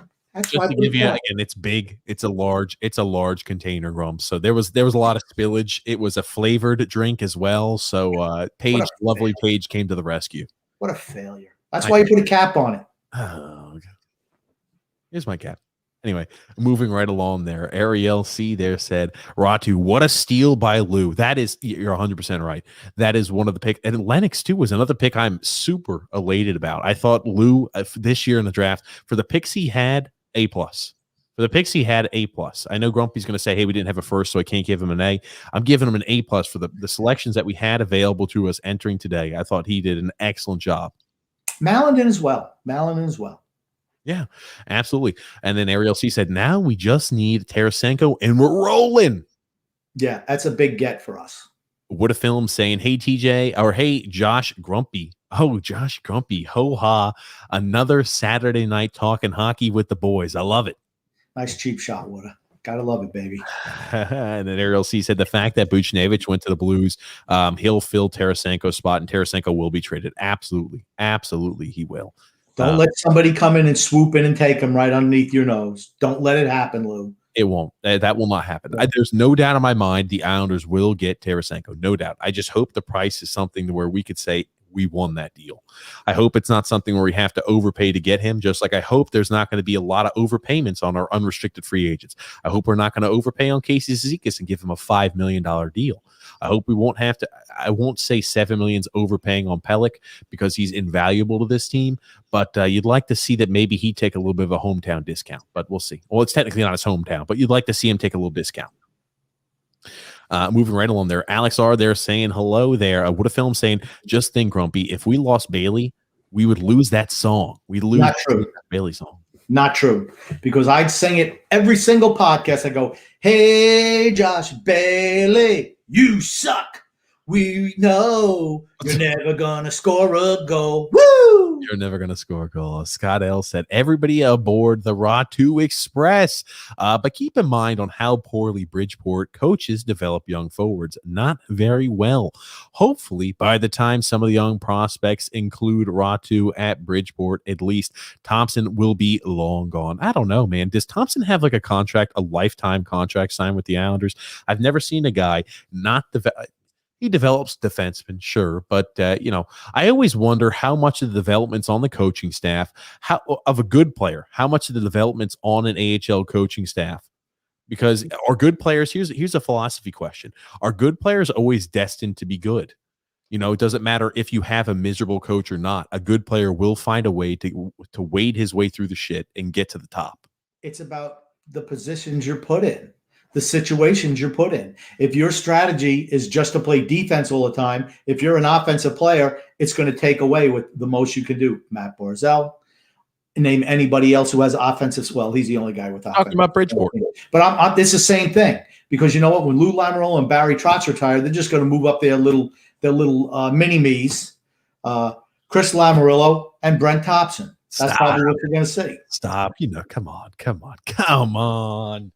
But in answer to your question, I think the system that you're in and what you're asked to do can hinder your natural ability. That's why I don't believe in trying to jam players into a system. You adjust your system to best complement the skill set of the player. That's what good coaches do. Really good coaches, great coaches. I think a bad coach could could slow a really good player from getting to his potential where he needs to be.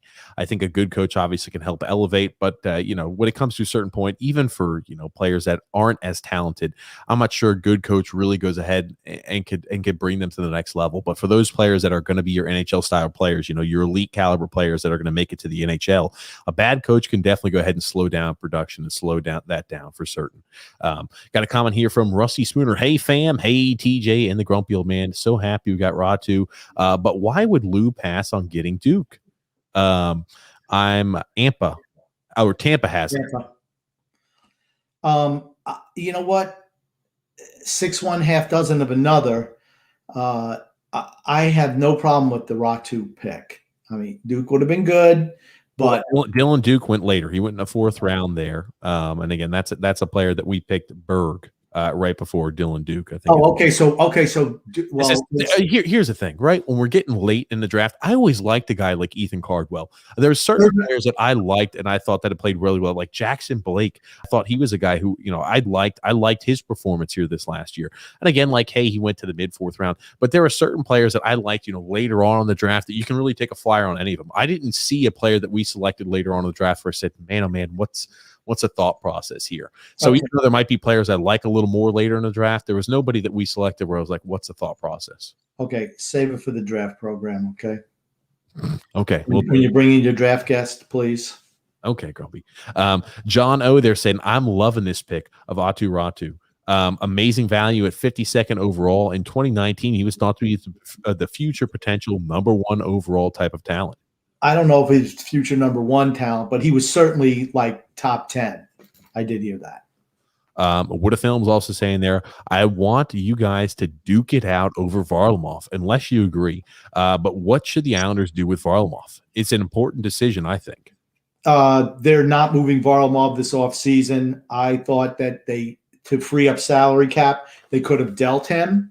But I don't think we need the money at this point in time. So they're just going to remember next year, it's going to be 82 games. Even if what I don't want to see happen is Varlamov play, 55 games and Sorokin play 25. I want it to be more of a 40-40, 50-50 split, if you will. That's what I want to see. It's about transitioning away from Varlamov and to Sorokin. Absolutely. I don't think we're going to get rid of Varlamov either. Maybe next year. But here's the thing. You can get a guy maybe cheap as a free agent, and you don't want to have $10 million tied up into goalie and into your goalie tandem. But I think the contract, I think that CVY made out like a bandit trading away Jonathan Bernier and getting can never remember his. I'm gonna have to learn how to pronounce his name. The netminder there for the Carolina Hurricanes. Nedeljkovic. They got Nedeljkovic on the cheap, and the contract he signed was really cheap. And again, if you're talking comparison, Ryan, Nedeljkovic played well, had really good numbers, a little bit better than Sorokin's numbers. They're around the same exact age, a very similar situation, and that's a guy Nedeljkovic signed on a really, really cheap deal. So I think Sorokin's going to be on a cheaper deal than I originally had anticipated. I thought maybe at least 3.5, but I think I think we can get him pretty cheap. We'll see. Remember, Sorokin has the option to go back to the KHL. Nedeljkovic doesn't have that option. Okay, no, I thought Nedeljkovic also is there from that area. No, Grump? I think he's from the Czech Republic. Okay. Anyway, I'm just saying, I think we're going to be in a situation to where we're going to be, I think it's comparable. I think what Nedeljkovic earned, you're looking at, I remember, Nedeljkovic, I think, is actually from the United States, but Nedeljkovic is a guy where I think what he got paid is what you can expect the neighborhood of what Sorokin's going to get paid. We will find out. For certain, we will, grumpy old man. Moving right along there. Rusty Spooner said, Landeskog and Tarasenko, please, Lou. Like I said, my dream scenario would mean we need to move out Average Anders. No problem there. Landeskog he's a leader too. He's the captain of the Avalanche. Okay? A captain of a better team. Go! Come on now. Okay, they're a better team than we are. More offensively talented, sure. Better team, better product on the ice. Maybe they're better than we are. They're better than we are. Okay. They don't get as far as we do in the playoffs. Okay. They're also way younger than we are. Way younger. Hold on. Okay, that's different. You're talking about better now and younger, two different things. Okay. Who would you if you were going to tell me whose roster would you take right now? Colorado's, the Islanders. Who would you say? Okay. Thank you. If I'm looking for today, tomorrow, I'm taking the Islanders. If I'm looking 2 or 3 years down the road, I'm probably taking Colorado. Yeah, I'm not. I'm taking Colorado's roster every day of the week. Okay. 3 times on Sunday, not even twice. 3 times. We also got a better coach than Colorado, so I'll agree with that. So I mean, I consider that part of the organization too. No, I said team. I didn't say coaching staff. I said team. And then Brandon Gaines there says Holmstrom pick there was on Kuokkanen. I want to mispronounce that name. I think ahead of there, the scouting, not Lou Lamoriello. Sorry, the GM gets the credit. He got 2 years GM of the year, 2 years in a row. It's on the GM. Hold on. So you're gonna I don't disagree that it's on the GM, but I didn't like the thought process there. Just because he won the GM of the year, he gets credit for the pick, a bad pick. Well, you don't get credit for just the good things and not the bad things. That's what I'm saying, right? We give Lou credit there for Ratu. I'm going to give him credit there for Simon Holmstrom too. Even though the scouting staff does all the work there for him, he still makes the final determination. That's right. He makes the pick. Absolutely. Scott L is saying with McCarr there signing an extension about $9 million a year, and Seth Jones with Columbus. Do you think that drives up the asking price on Pelech? I think Jones with Chicago. $6 million a year. What is that, Grump? With Chicago, not Columbus. I'm sorry, Chicago. But yeah, Pelech is $7 million a year. Apparently, what the asking price was. Yeah. Okay. The one thing that Pelech doesn't do that those guys do, they drive offense. Pelech does not. Rodney Lee there says, agreed with Grumpy. Ratu there was a great find at 52. And you hear Lou, he said he was shocked that Ratu there was available at 52nd overall pick. He was, that's awesome. When you hear stuff like that, oh, that's great. That's great to hear. The Wicked 50 Cal said, what's going on, guys? What is going on there? I'm a big fan of Ratu, Lennox, as well as Malin picks. I don't think it is possible to have too many centers, goalies, or puck-moving defensemen. Centers can convert to wings. In today's NHL, puck-moving defensemen are of paramount importance, and I think you should draft a goalie, if not every year, every other year, or certainly 2 out of 3. Mm-hmm. Absolutely, they're grumpy old man. Again, we've got goalies, Jakob Skarup down there. Again, you like to see him. Forget Jakob Skarup. He's done. Stop. Come on now. Nope. Rodney Lee also said, tell Grumpy to watch Tristan Lennox their videos. This goalie is athletic and he competes. Nice pick as well. Yeah, they said his issues are technical issues, positioning, stuff like that. And that can be coached. That can be coached up without a doubt. The Wicked 50 Cal also says there, William DeFore. I thought he was a good pick for the Islanders last year. Apparently a second-round talent. Got him in the 5th round. Yeah, it wouldn't have bothered me so much that they drafted Lundqvist in the 3rd round if they had drafted DeFore in the 3rd round and Lundqvist in the 5th round, where he was slated to go. Wouldn't have bothered me as much. Okay, even though you still get the same guys, it's just you don't like where they're selected, even if you ended up with the same set cast and crew. Roll the dice, later rounds. Roll the dice on individual talent. Not, I'm a grinder. Well, William DeFore is a guy they drafted later on the 5th round. They could have got somebody with more offensive acumen in the 3rd round who had maybe all he does is score goals. But it wouldn't bother you so much if they would have drafted and they just flipped the positions. It wouldn't have bothered you so much. I said it wouldn't have bothered me as much. That's right. But here's the thing: that means if they got DeFore in the 5th, they could have got somebody a better offensive talent. You can get a grinder anywhere. Grinders are a dime a dozen. Dime a dozen. I just didn't understand. If you said we ended up with the same exact players, the cast and crew that we made in that 2020 draft, but we just flipped the picks of DeFore and Lundqvist, you wouldn't be as bothered by it. But we ended up with the same players. It's because you don't understand a lot of things. What can I tell you? Next. Brian B there said, TJ, no need to rush a guy like this. LOL. Come on. This is talking about Atu. You think that Lou or Barry's going to rush the kids? Come on. I like that comment. He's right. They're probably 6 or 7 years away from playing for the Islanders if the same regime is here. 2 minutes of pessimistic. He said, ecstatic, grumpy old man. Wow. Woo! Something different. Eli said, what are your 3 top guys we should sign and 3 to get rid of on the Islanders? Well, we've already gotten rid of 3 guys. Yep. So, I mean, but if the 3 additions I'd like to see this offseason from what we have now, Tarasenko, number 1, Alec Martinez, number 2. And gosh, anybody but Zach Parise, honestly. Let me ask you this. Would you really be that upset if we got a guy like Zach Parise as even, let's say we bring him in on a league minimum, vet minimum deal with we give him some possible extra compensation, we give him incentives. Would you really be upset if we bring him on a 1-year deal? And if he's not what we want, if we don't trade Bellows, we go ahead and slide Bellows in on that third line of the left wing. Would you really be that upset with that? That's what I'd like. I'd much rather, if you're going to bring in a Parise, guess what? Bellows isn't going to get a shot. That's what's going to happen. He's not going to get a chance. And it's like, are you ever going to give a young guy a chance? Stop. He's going to be 37 years old. He can't bring anything to the table anymore. Give the young guy a shot. There's upside there. There is no upside. Zach Parise's numbers have gone like this in the last couple of years. Okay? Give the guy who can have an upswing in his production. Not the guy who's downhill. I mean, geez, he's like Franz Klammer in the 1976 Innsbruck Olympics in the downhill race. Just, I mean, record time going down there, flying all over the place. He's in the hay bales. If that's not a throwback to old, I don't know what is. The downhill, before they even painted the little blue line so people wouldn't lose their ways. Talk about that, right?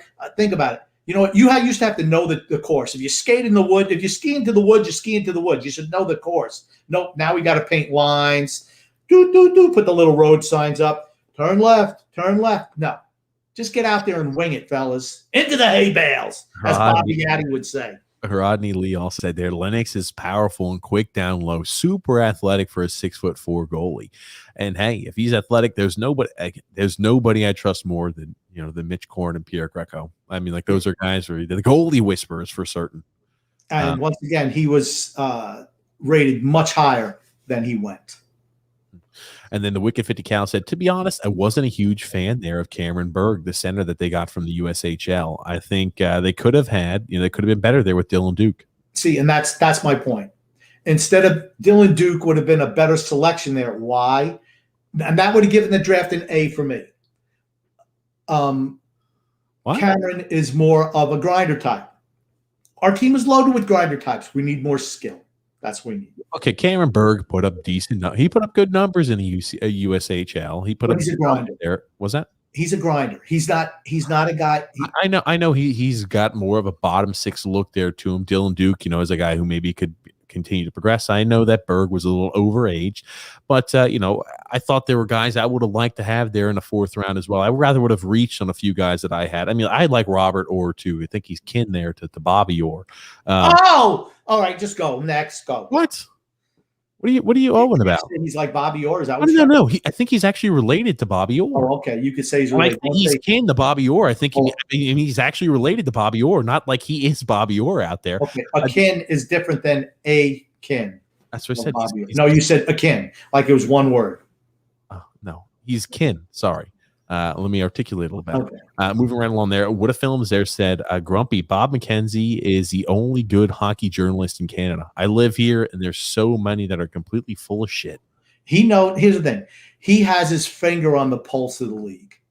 That's if Bob McKenzie tells you something's going to happen, it's going to happen.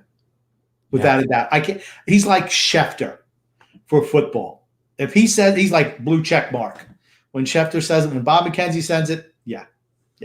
Another player I would have liked there too. I like Ty Voigt. There was a few guys I would have liked there at the fourth round. But hey, I there was nobody that left me really questioning. But when you get later on in the draft, there's certain players that I like. I'm a little prone to like a little more than others. But you can't always get everything. I feel like they've done pretty. Well, they could have had Dylan Duke.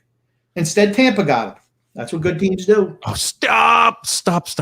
We have no idea what the difference between a Cameron Berg or a Dylan Duke's going to do. Cameron Berg's a grinder. We are filled with grinders. We drafted another grinder further down. I don't have mine drafted one grinder, but I'd much rather, once again, take a flyer on a guy with higher individual talent. That's all I'm saying. Frank K there says maybe he pushes Sorokin down the line to step up even more, talking about a guy like Lennox later on.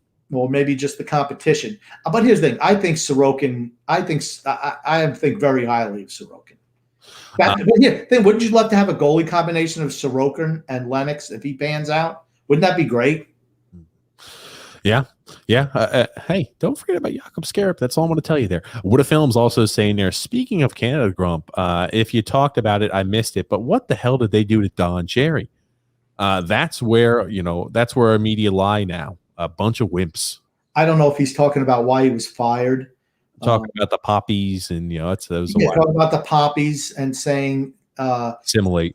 That's right. If you're from another country, that you should assimilate. And I guess they were maybe, I don't know if he was.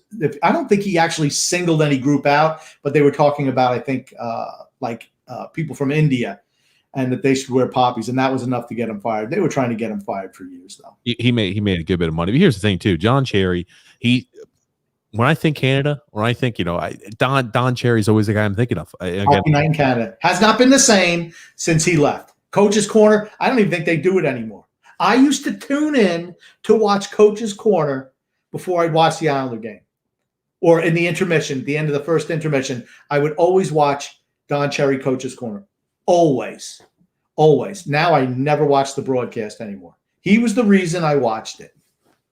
Robin Stewart said, so Tarasenko brings scoring and is built like a tank. He also brings a no move clause. Performance post-injury is unknown. High salary for a 29-year-old looking for a long-term contract. How do you like that resume? I love it. He's only got 2 years left. So even if you're taking limited risk, even let's say he's blown his shoulder out and he can never play the same way he was beforehand, you got a 2-year time period to try it out. I mean, you're going all in. That's a guy who has been elite in the past, and hopefully he's going to be cheaper. I don't know what he's going to cost. I really might. Maybe you're looking at a guy like Josh Bailey. You're going back the other way, and who knows what else would be involved. Okay, Robin, here's the way I look at it. The window for this team, look at how old we are, roster-wise, in the forward group. Very old. 2 years. 2 years before we're going to have to do a total revamp of the forward group. Really? Total revamp? We got 9 guys over the age of 30. 9 guys over the age of 30. How tough? 9. Okay, out of that 9, 3 of those guys that are over the age of 30 are on our fourth line. That's easy to replace. So I don't even consider that. Hey, our fourth line's best fourth line in hockey. I get it. But I'm not too worried about replacing fourth liners. We've got guys on our team. We got guys who can replace fourth liners. I'm not too worried about that. I mean, you still have solid pieces to build around, like your Wallstroms and your Barzals, though. Okay, we got 2 years with this team as it is in this window. True. That's how long his contract is. I don't think full rebuild. I don't think it's going to be a full rebuild. I don't think it'll be much.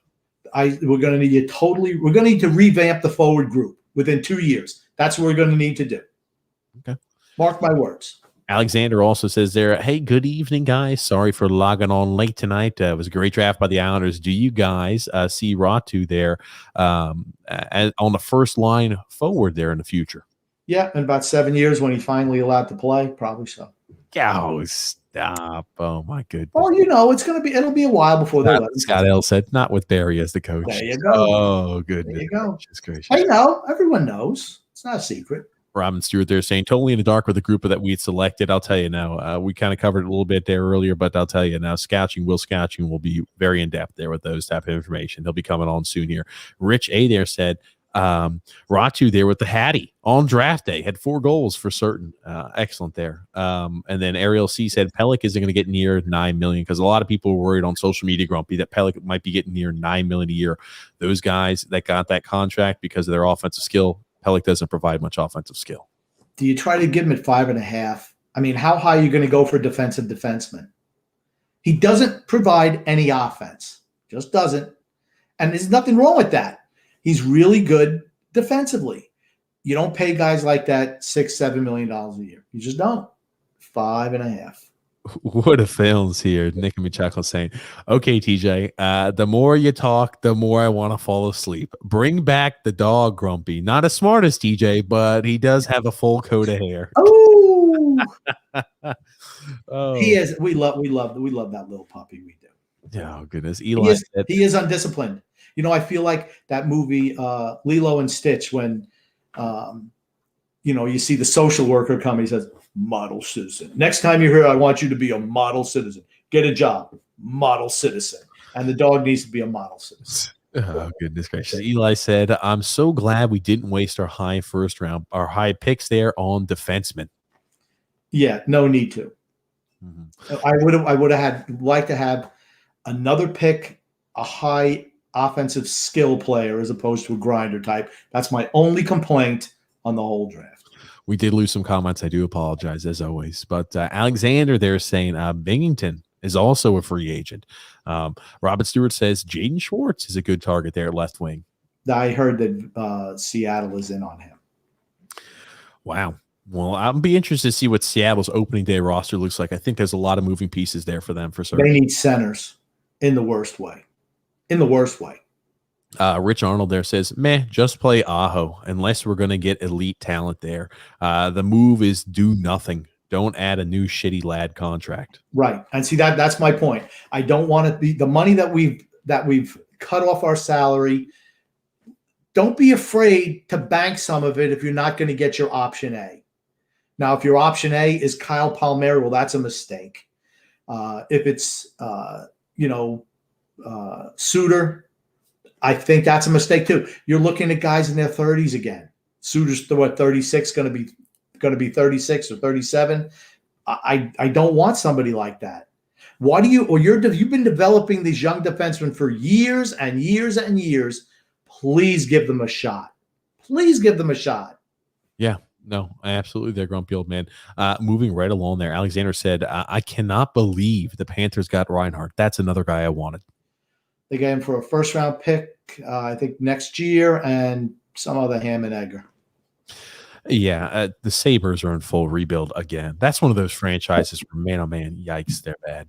Bill Zito did a great job with them last year, and it looks like he's just continuing this year. They've done a nice job down there in Sunrise, Florida, but if there's no fans – does the team really improve? Like they say, if a tree falls, if you didn't hear it, nobody hears it. Does it? No, okay.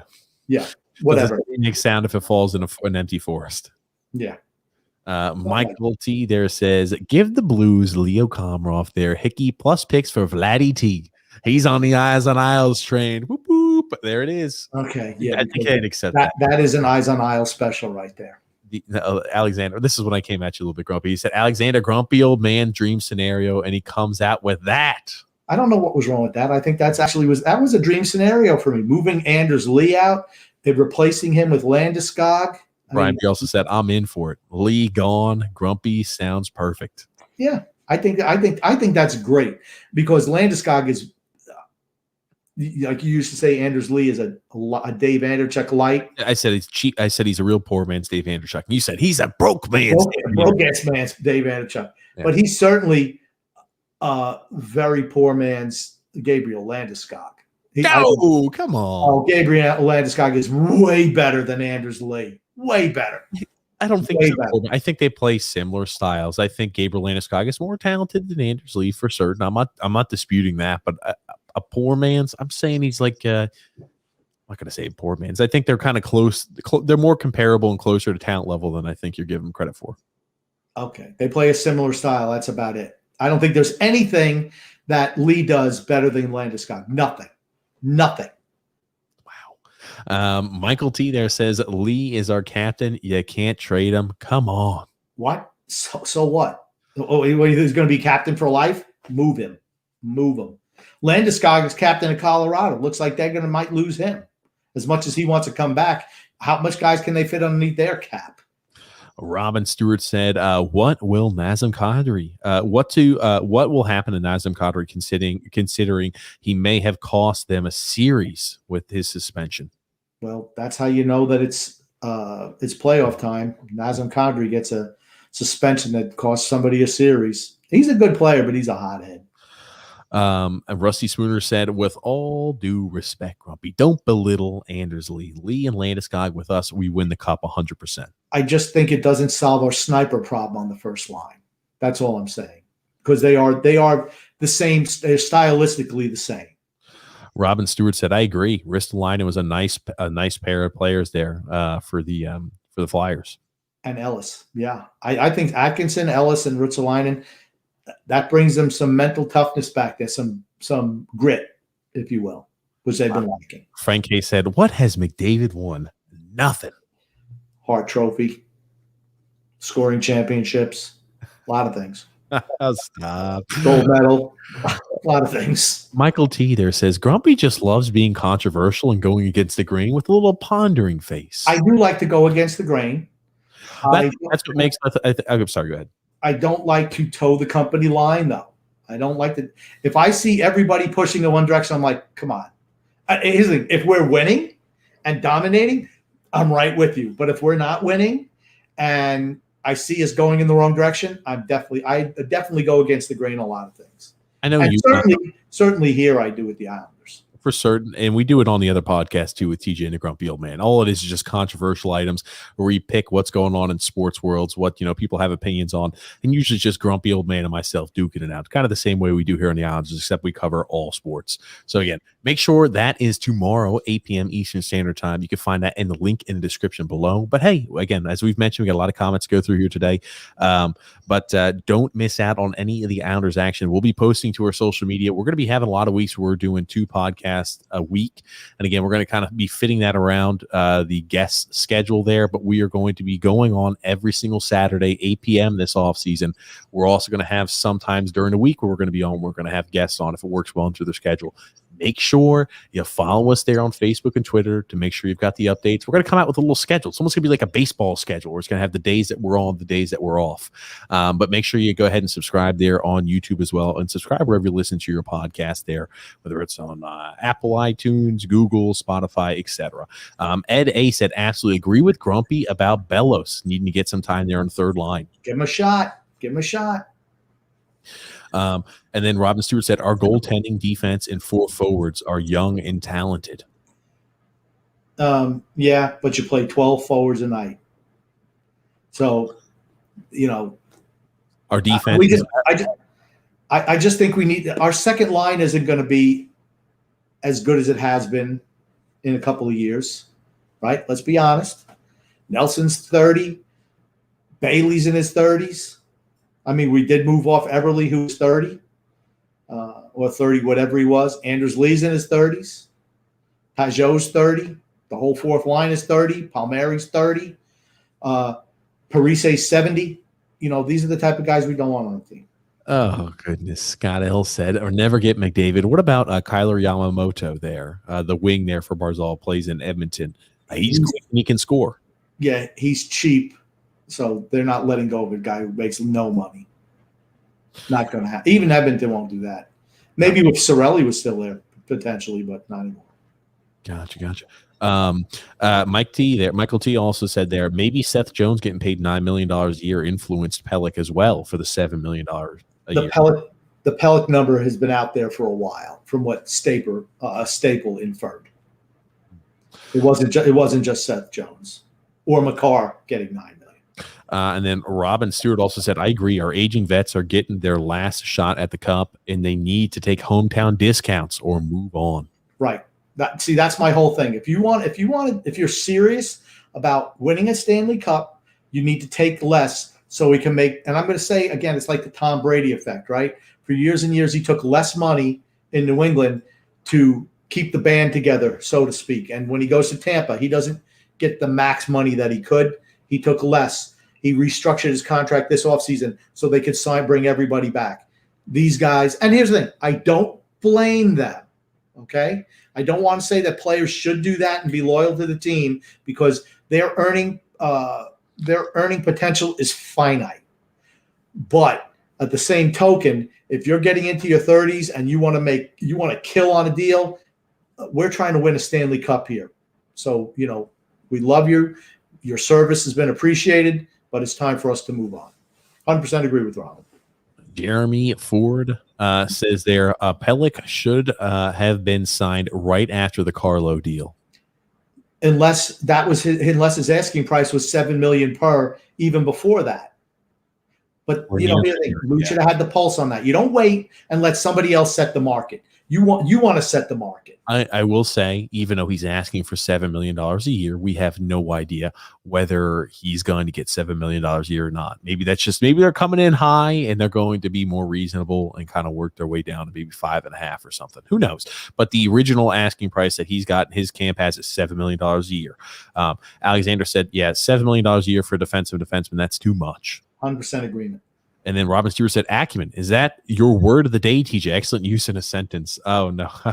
It's not like TJ. Actually, that's a word that I've used before, and TJ has adopted. Most of his words are like duh and That's it. I'm trying not to say there as much today in the podcast. I get ripped in the comments all the time. You say there too often, so I try not to use that word. I'm trying to be cognizant of it. But I told TJ that months and months and months ago. Stop saying there all the time. He's like, shut up, grumpy old man. You don't know what you're talking about. Is that how I approach that grumpy old man? That's exactly what you said. That's how you said it. Very nasty. You know what? I'm going to record some of your nasty things you say to me after podcast, and I'm going to play them on here. You're going to leak them to the public? You're going to leak them to the public? That's right. And everyone's going to, oh my gosh, I didn't realize TJ was like that. You know, maybe I won't, because I want people to think that you're the nice guy. Let me live under the facade that I'm the nice individual on the podcast. Right. People don't realize I'm actually the nice one on this podcast. Wouldn't that be a plot twist? Would Films there said, when I think about Clutterbuck, Martin, and Cizikas, I think about my old buddy. Lived on a farm in Rosslyn, British Columbia, milking cows and playing hockey. Not that skilled, but held the cup in his last name. His last game. Yeah, I mean, I just think that they're nothing like they were. You realize I think someone commented on the last podcast that they were the best fourth line in hockey 7 years ago. That's like saying, I don't know, Elvis Presley is like still the greatest singer. He's been dead since 1977. It's just not the case anymore. Just not the case anymore. Jan M there said, hey guys, I love the show up here from Regina, Saskatchewan there. With all the trade activity, I'm less confident that we will land Tarasenko or Landeskog there. Reinhart and Garland are now a no-go. Options are limited. I tell you what. I think, you know what, Jan has hit some. I thought about that myself. I'm like, I don't think we're getting Tarasenko. I think we're going to lose the offseason, which is not make any moves. Because really, we have not made any moves yet. We've cut salary. We haven't added anybody, which is what he's done in the past. And, you know, that's a concern of mine. And now I'm afraid that it's Tarasenko or bust, or maybe it wasn't. Maybe it was somebody else or bust. We don't know. But I was thinking about that today. But that's just the pessimist in me. And, Jan, I'm just going to say, try not to be so pessimistic, because it turns you into a grumpy old man.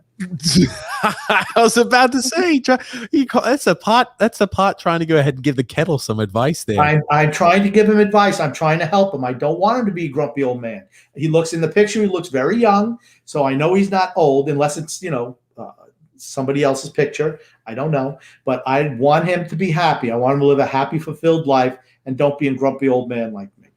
Well, I was about to say, Grumpy speaking, I'm sure there from his. He's trying to warn you there, Jan. He's like, oh no, don't follow down my path, the path of darkness. Woodha also says there, I hope the fourth line wins a cup, just like Dallas Drake. Man, that's a name from the past, isn't it? Dallas Drake. That's a cool name too, Dallas Drake. When I read that, I was like, I'm hoping Grumpy knows who that is. He should be on a soap opera. Dallas Drake. Emmanuel R there says, if Lou decides $7 million is too much for Pelech, who would you trade him for? Man, I tell you, I still think they're going to get a deal done. I do too. But you know, you have to consider it. I mean, if he won't budge off $7 million, I definitely look to move him. I haven't even thought about trading him yet, so I can't really answer that. But that's the first time I've seen an actual dollar amount. And again, Art Staple, as much as, you know, Lou likes to keep things close to the vest, I'm sure he's got that information from their camp. So it wouldn't shock me at all if that's really accurate about their asking price being $7 million. That's the first time we've seen an actual asking price I think might be tied to some valid points. I mean, here's the thing. Our young defense, that's when, you know, you almost say, gosh, if Pelech wants to leave and everybody wants to cash in big money, we're older team, then maybe it's blow it up time. and just ride with the young guys, see what you have, move for whatever assets you could. I mean, sir, I would trade him for draft picks. Honestly, I'd look to move him for draft picks. That's what I would do. How does that fit into our process of we're an older team in our window's 2 years? Well, if Pelech wants to leave and Cizikas wants $5 million a year and Palmieri wants $8 million a year. Oh, hold on. It says 4. It's 4. It's 4. Yes, or 4. They think they can get the deal done around 4. Too much for him.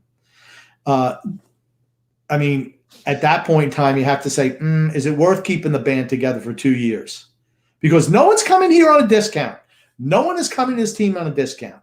It makes very little sense to me too, right? We're talking about we're a team that we've got now the pedigree, we've got the general manager, we've got the coach. We're no longer a laughing stock in the league. We've got the elite state. We have the elite arena, which used to be the reason why people believe that people didn't want to play for the Islanders. Oh, we play in Nassau Coliseum, we play in the dump. People don't like the arena. People speak so poorly about it. Or then we play in Belmont. We've got the state-of-the-art arena, the state-of-the-art practice facilities. We've got the top of the. I mean, our ownership will do anything for this team. It's not like some owners are kind of cheap there. No, that's not at all the case with us. We've got the top of the line general managers, top of the line head coaches. You would think that some people would want to take a discount to be a part of the Islanders organization. Maybe it's the fact of the style that we play, where the players are not allowed to shine. That I'm telling you, that I'm going to tell you what, that goes in some players' minds. They're like, you know what? I want to have fun. I'm an offensive player. I want to score goals. I want to go out there and play balls to the wall, attacking style. I want to play offense. I don't want to be in my defensive zone all the time playing defense.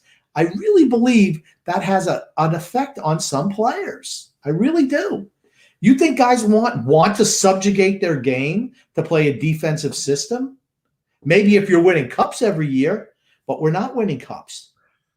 I think you see guys take less money to go to a team like Tampa or a team like, I don't know, but like Tampa. Tampa's a little different because of the tax purposes. I think that's why they can get away with that too. I'm going to pop a few comments up and I'm going to dash away for like 2 minutes. But Michael, I'm sorry, go. Michael T, the fire hydrant taking its toll. Michael T there says the Islanders are going to look so much different this upcoming season. And Scott Levy also says bye Casey at $5 million a year. Okay, that's fine. I don't think we're going to look. I hope we look more different than I really feel that we are, because I want to see Tarasenko here, right? And then if they're bringing in, you're only talking about potentially 3 changes. Best case scenario, 3 changes. Tarasenko playing first line right wing, Zach Parise playing third line left wing, and another defenseman playing second pair of defense minutes. So that's all you're looking for changes. And I'm fine with it. There should be turnover on teams every year. If you're not getting better every year, you're getting worse. If you're staying the same, other teams are improving. If you're a younger team, okay, I can understand that, but because you're seeing growth in your younger players, so you're getting incrementally better. But if you're an older team, there needs to be change every year just to freshen up the lineup. And then we look at Casey at over $5 million per. Yeah, I'm sorry. That just can't happen. You're a fourth line center, plays 11 minutes a game. Sorry, you're not worth $5 million a year. If that's what you want at 30 years old, more power to you. Thank you for your service. Let's move on, right? And I did hear that, because I think Seattle had some type of contact with him to see if he was interested. And I heard that's what he was asking for. So maybe he will come back to the Islanders for less. They protected Martin and Clutterbuck for some reason. And when you see that, I'm wondering if maybe they have a deal in place for less. That's all I can hope, honestly. Michael T said, I think Casey told Seattle that's what he wanted, and I think he wants to stay on the island and maybe we'll resign for less. I did just mention that because I just remembered that from the Staple article also. Roman L, they're also saying, what a pickup by Ratu. Disappointed we didn't get Duke in the 4th round, but overall good job. Yeah, everybody's really all prone there to Dylan Duke. Yeah, he would be because why? Because that's the guy that I would have. I would have liked to see over Berg. And that would have then, for me, then the draft is an A. Then the draft's an A. Because you're drafting two guys with skill as opposed to grinder types. Moving right along here, grumpy old man. Rich C there said, need a good product moving into a new arena. The product is still going to, here's the thing, we're going to win games. Is it going to be exciting? No. Unless you get a Tarasenko. But, winning, that's what happens. When you win, people want to go see you. Gotcha. Moving right along there. Tom White said too much, but some dickhead general manager will give it to CC, Casey Cizikas. Pelech is a $4.5 to $5 million defenseman. I could see Pelech getting $5 million per. I really could, and I might even go to 5.5. But that's it. He provides nothing on the offensive end, but he's tremendous defensively. Okay, but for him to get 5.5, you're going to have to sign like a 6 or 7 year deal. I want you for the rest of your prime years. That's that. Okay, I don't want it to be 2-3 years making that. Then you can hit unrestricted free agency. No way. No way. If that's the case, you just move on from it. And Casey, I'm sorry. If you're making anything more than, 3.5, 3.5 is even too much. But let's say 3.5. Goodbye. Robin Stewart said also America will be watching on ESPN this year. Yeah, for certain they will. We'll see how that goes. Hopefully they don't butcher it. They'll probably watch it on ESPN too. Jeremy Ford also said trade Cizikas for Dunn. Yeah, Dunn's not going anywhere. I don't think so. Why would the Kraken trade Dunn? 24-year-old, won a Stanley Cup, solid second pairing defenseman. There's no way they're moving him. Certainly not for Casey. Casey's going to be an unrestricted free agent Wednesday. They can just sign him if they want him.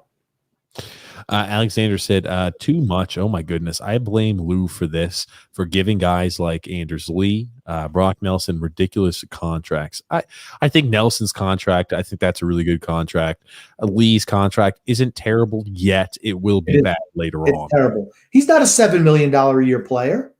He was never a $7 million a year player. And the whole thing is you bet against yourself. There's no way he deserves $7 million a year. Absolutely no way. And then you talk about Nelson, $6 million per. I thought that was too much. Jordan Eberle, $5.5 per. You're screaming to get out of those contracts in just a couple of years. Even Josh Bailey, right? He was signed by Garth Snow in his last year, but still, those are contracts when you're giving guys who are 28, 29, 30 years old, long-term deals.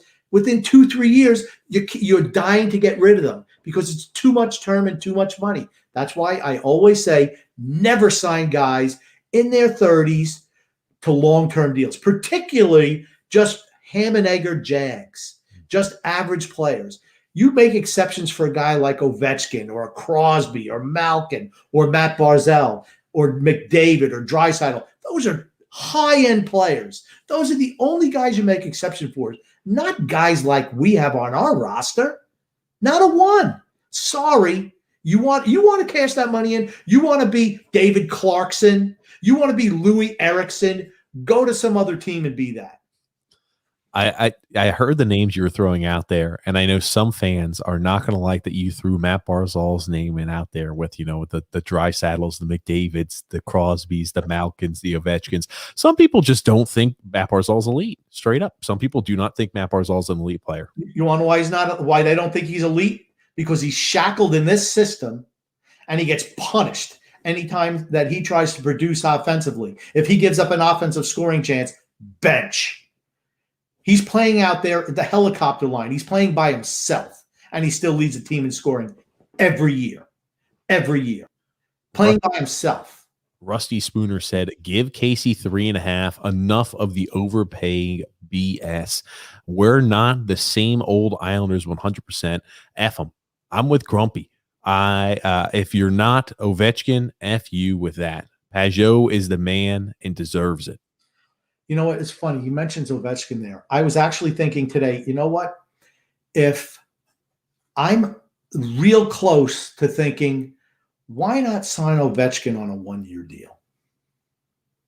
He probably would want more of like a 2-year deal. If he wants to be with Barry Trotz and you have to go ahead and do some large maneuvering and you're going to have that type of space, I mean, Ovechkin, I think, fits what we're looking to do more than Landeskog does. I think he fits more our time frame than what a Landeskog would. But would he want to move and leave Washington? I haven't really seen him grumbling.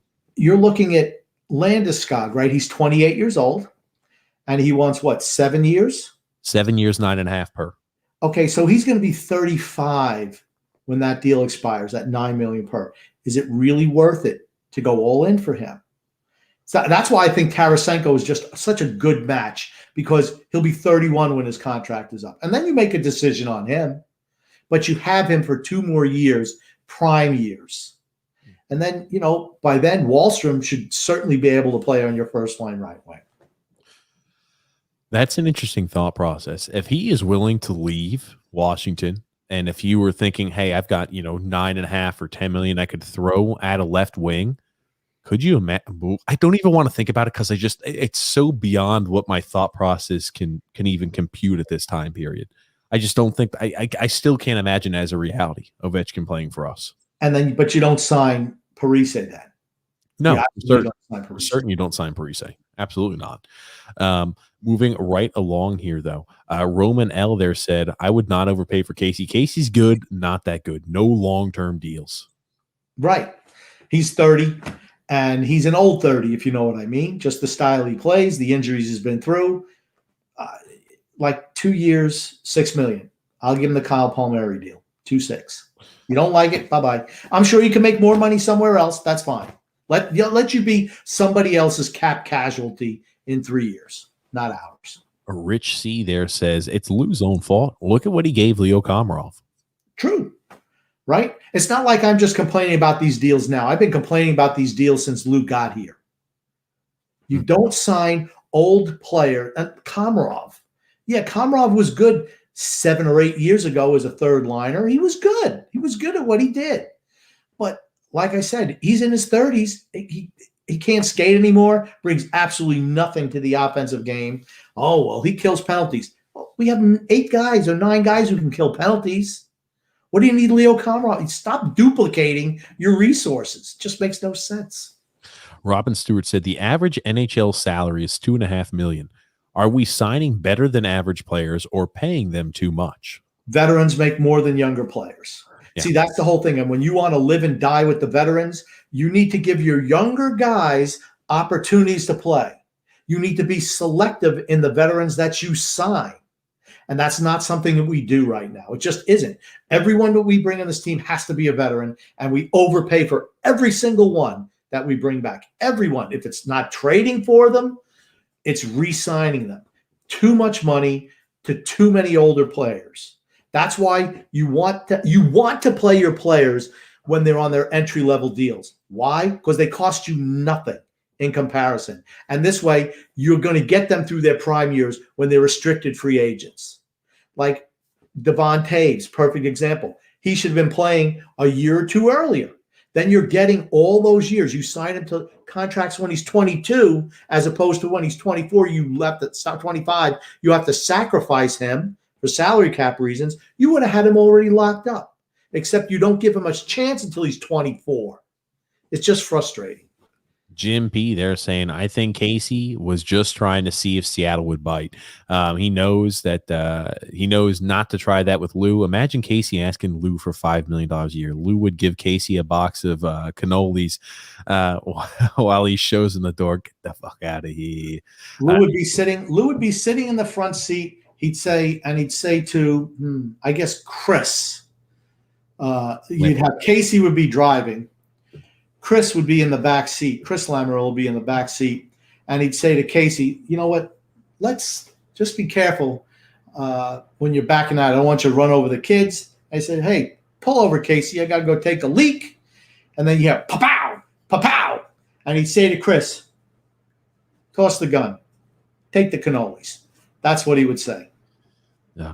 Theo V there said $5 million is what he was asking other teams for, not the Islanders. The Kraken were talking to his agent. It sounds like they'd be willing to only go there for $5 million a year. He's got to take a discount. Yeah, I wonder how much of a discount he's willing to take if he's like saying, hey, that's round 5. Maybe I'll go down to 4. Still, I think 4 is still an overpay for Casey. And the thing that I think is going to really bug me about his contract is this is a guy who's injury prone. He's a 30-year-old fourth line center. Please do not give him more than a 3-year deal. Please do not give him more than a 3-year deal. I don't want to see a 4 or a 5, or I even saw was it Art Staple who came out there and said, maybe we'd be giving a 5 or a 6-year deal. 6 years. You're 6 years. That's I read an article too there.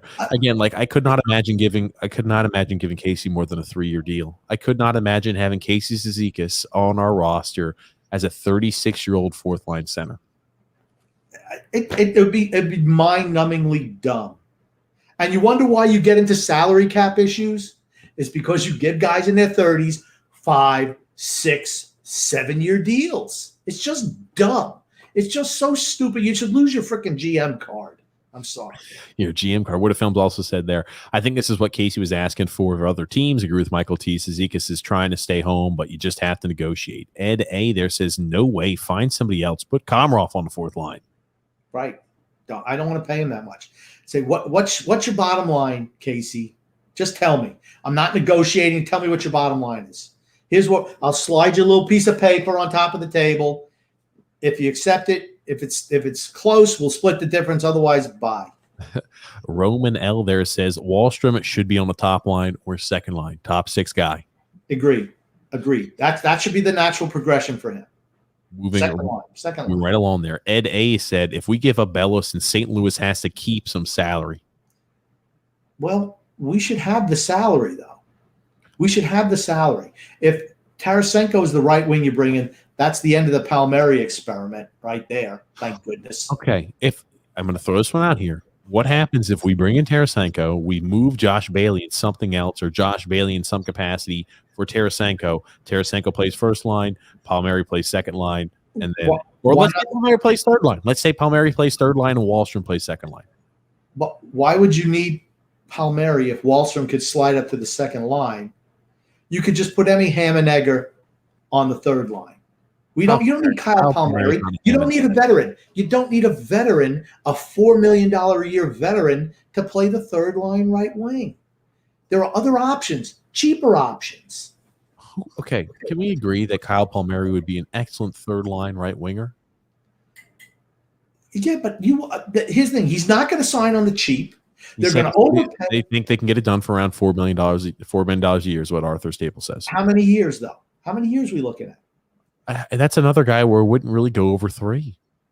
Okay, that's still a lot for a guy who's 30.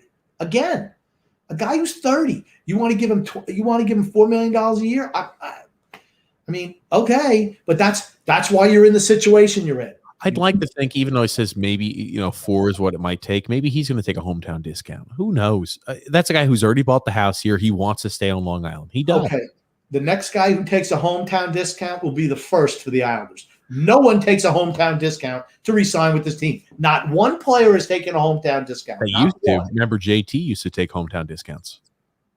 Yeah, how many years ago was that? And they bought out years of free agency because when they paid him that $5.5 a year that he was making. How many years ago? He took a hometown discount. Anyway, moving right along there. And Michael T said, in my opinion, I really want to keep the fourth line together because I feel like they are important to the success of the team at this point in time. I don't know. There's still a fourth line. They're a fourth line. They play 10 minutes a game. Well, Cizikas plays more than 10 minutes a game, though. 12? What's he paid, 12? Oh, he's got to play more than 12, too. I'm thinking Cizikas, if I'm thinking he's probably playing closer to 14 minutes. He's playing 13 minutes and 50 seconds a night. So he's playing roughly about 14 minutes a night. He's a fourth liner. But he does. You know what? I don't want my team's identity to be fourth wing grinders. You know what I'd love my identity to be? High flying first line Matt Barzal team with Vladdy Tarasenko. That's what I want my identity to be. With Vladdy Tarasenko and Landy Landeskog. I mean, that's what I want my identity to be. Guys who can put the puck in the net. Guys who put asses in the seats. That's what I want. Would have Films also said, guys, I priced my car and for sell at $15,000 doesn't mean I'm going to get that. That's true. Yeah. I don't know what kind of car he's driving though. Rich C there said Eberle did nothing in the Eastern Conference Finals. Eberle had played well 2 years ago in the playoffs, though. If we do remember, we got to really take the clock back. I'm not in love with Jordan Eberle, but the guy's still a top 6 guy. Neither did Bailey. Neither did Palmieri. He led the team in scoring the last 2 years in the playoffs. In the Eastern Conference Finals. Okay, I'm just talking about the Eastern Conference Finals. The only guy who showed up was Barzal. Alexander also says there, let me ask you guys this. What would the nickname of a line be with Tarasenko, Oliver Wahlstrom, and Matt Barzal? I don't know. I don't know. I'll have to give that some thought. The aggravation line, because of the lack of defense that they would play, would cause Barry Trotz unbelievable aggravation. How about this? The Snipe Squad. The Snipe Squad. Oh, goodness gracious. Got 2 snipers. Hey, Matt Barzal's a little bit of a sniper, too. He is. Snipe Squad.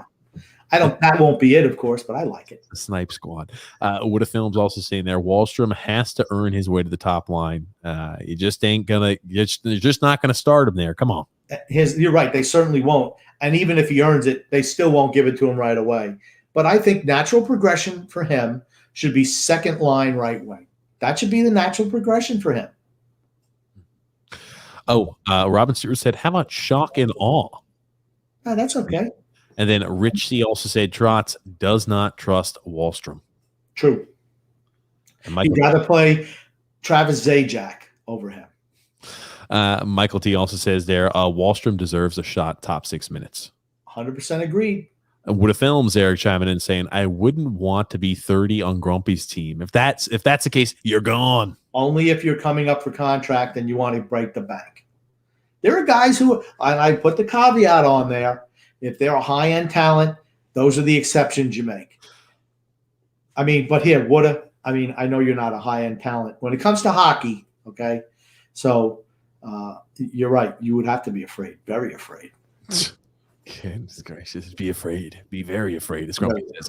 Paulo C there says, do you know Lee scored at least 20 goals in 6 of his last 7 years, except in the 2015-2016 season, he had 15. This year, he was our leading scorer with 12 goals in 27 games before he got hurt. For certain, I know Grump thinks he's average Anders, and I understand how he calls him average. Hey, he doesn't do anything above average. He's not an above average skater, not an above average stick handler, not an above average this, that, and the other thing. He does certain things that are above average. He does a really good job of fighting along the boards, really good job of redirecting pucks, and I think he's an excellent leader. He does a lot of things that are above average, just not what you would want first-line players to be doing that are above average, I think. Yeah, he's not a first-line player, and when I say he's average, I take the things he does above average, which are a couple, and the things that are below average, which are more than a couple. You add them together, you divide them out, that's what you get. He's good at standing in front of the net deflecting pucks. I give him that. Alexander said, brought the Rangers to the finals, though. Moving right along here. He's talking about their Vigneault. Yeah, Alain Vigneault. Brought Vancouver to the finals. Yeah, he's not a bad coach. Michael T said, how about trade Sorokin for Landeskog? No. Oh, he's got the crazy faces on there, so that's cool. I love how he's like, no, he's got the crazy faces.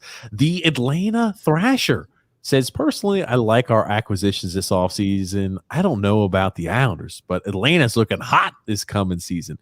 For certain they are. A little brevity from Atlanta Thrasher fan. I remember a friend of mine. He was playing adult league hockey, and the team was called the Thrashers, and he got a Thrashers tattoo on his leg. And I remember saying to him, Jack, I said, what the hell is wrong with you?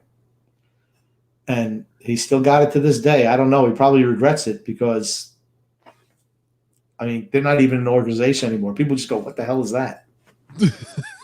Only his old timers know what it is. He's still rocking the Atlanta Thrashers. Was he a fan of the Atlanta Thrashers at least? No, that was the name of their men's league team, the Thrashers.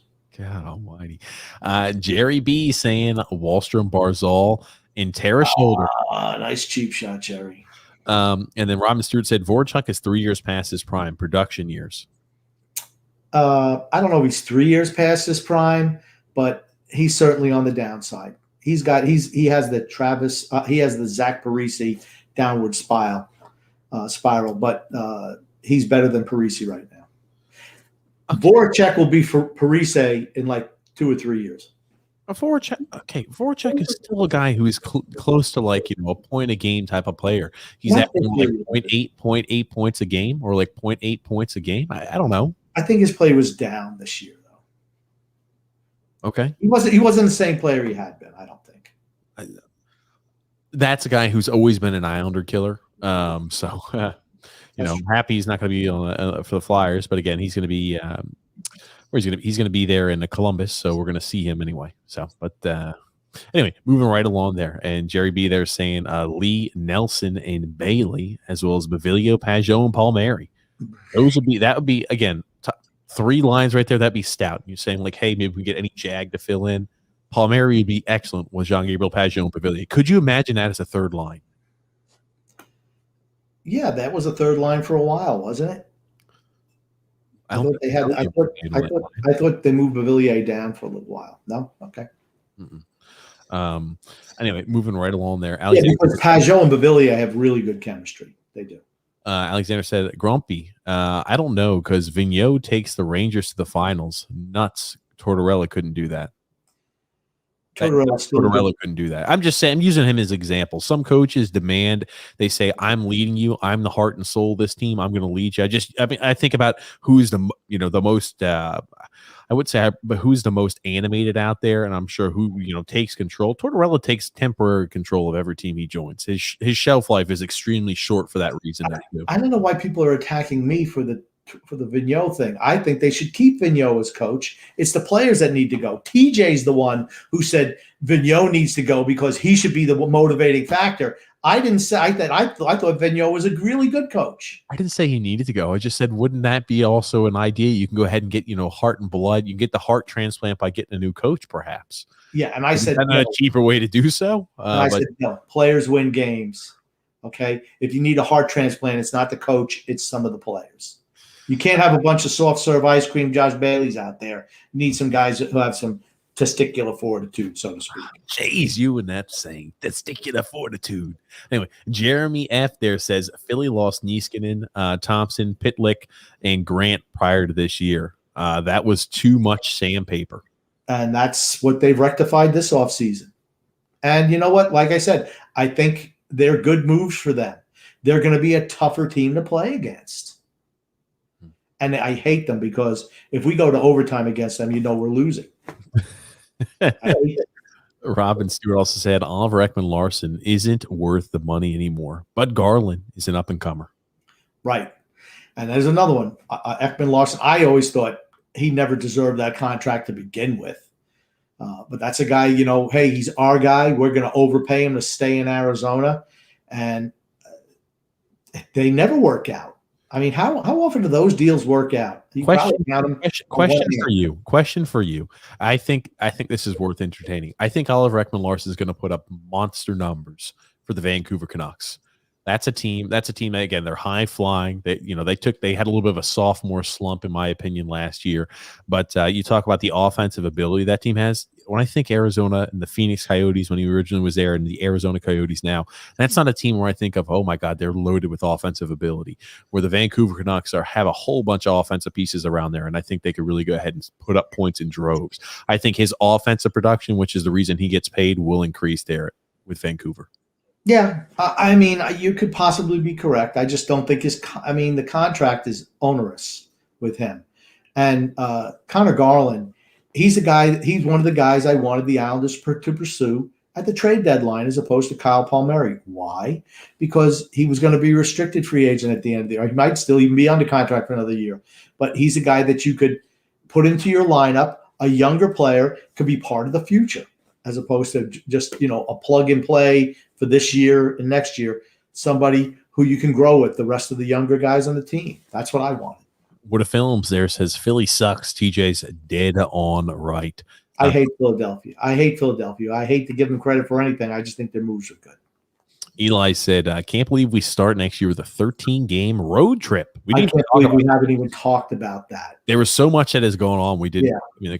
But yeah, that's we're going to, trust me, we're going to be talking about that all off season long because I think that's one of those things as we get closer, we're going to be analyzing the hell of that 13-game road trip for the Olympics. That's brutal for us. For an older team, we have 19 back-to-backs. and 11 of those are 3 out of 3 games in 4 days. For an older team in an 82-game schedule, that's bad news for us. We might rack up a few injuries next year. Very possible. Anyway, moving right along there. Michael T said he loves what Philly did this offseason. I think we might have to change his name to the Goofy Old Man. I'm just saying for what they needed to change. Michael is trolling me. I'm just telling you right now. I noticed that. He's been trolling me for that last couple of podcasts. But it's fine. What they needed to change, they went out and they changed it. And that's what I'm saying. I hate Philadelphia. I despise them. Nick D said, great work, guys. The best thing about the Canucks trade was Connor Garland. It was a very terrible trade for the Canucks. The Canucks had to hold off 1 more year. They would have gotten rid of those contracts. It sounds like perhaps they were worried. Jim Benning was worried about losing his job after this year. Wow. I don't think Travis Green's a great coach either. Mm. Yeah, and they could have kept. He's as good a coach as he was a player for the Islanders. Dick Hill Hawks there says, how many cups did Messier win with the Rangers after Keenan left? 0. But how many cups did he win? And how many did Keenan win? Messier he's known to be a warrior and a leader. Everyone acknowledges he's the one who turned the Rangers into winners. That deal turned them into winners. Michael T said, is Seth Jones really worth $9 million a year? Nope. I think he's wildly overrated. Nick D also said, saying goodbye to Casey, $5 million is not worth it. TJ, where are the Grumpies shirts? Why did I throw this one?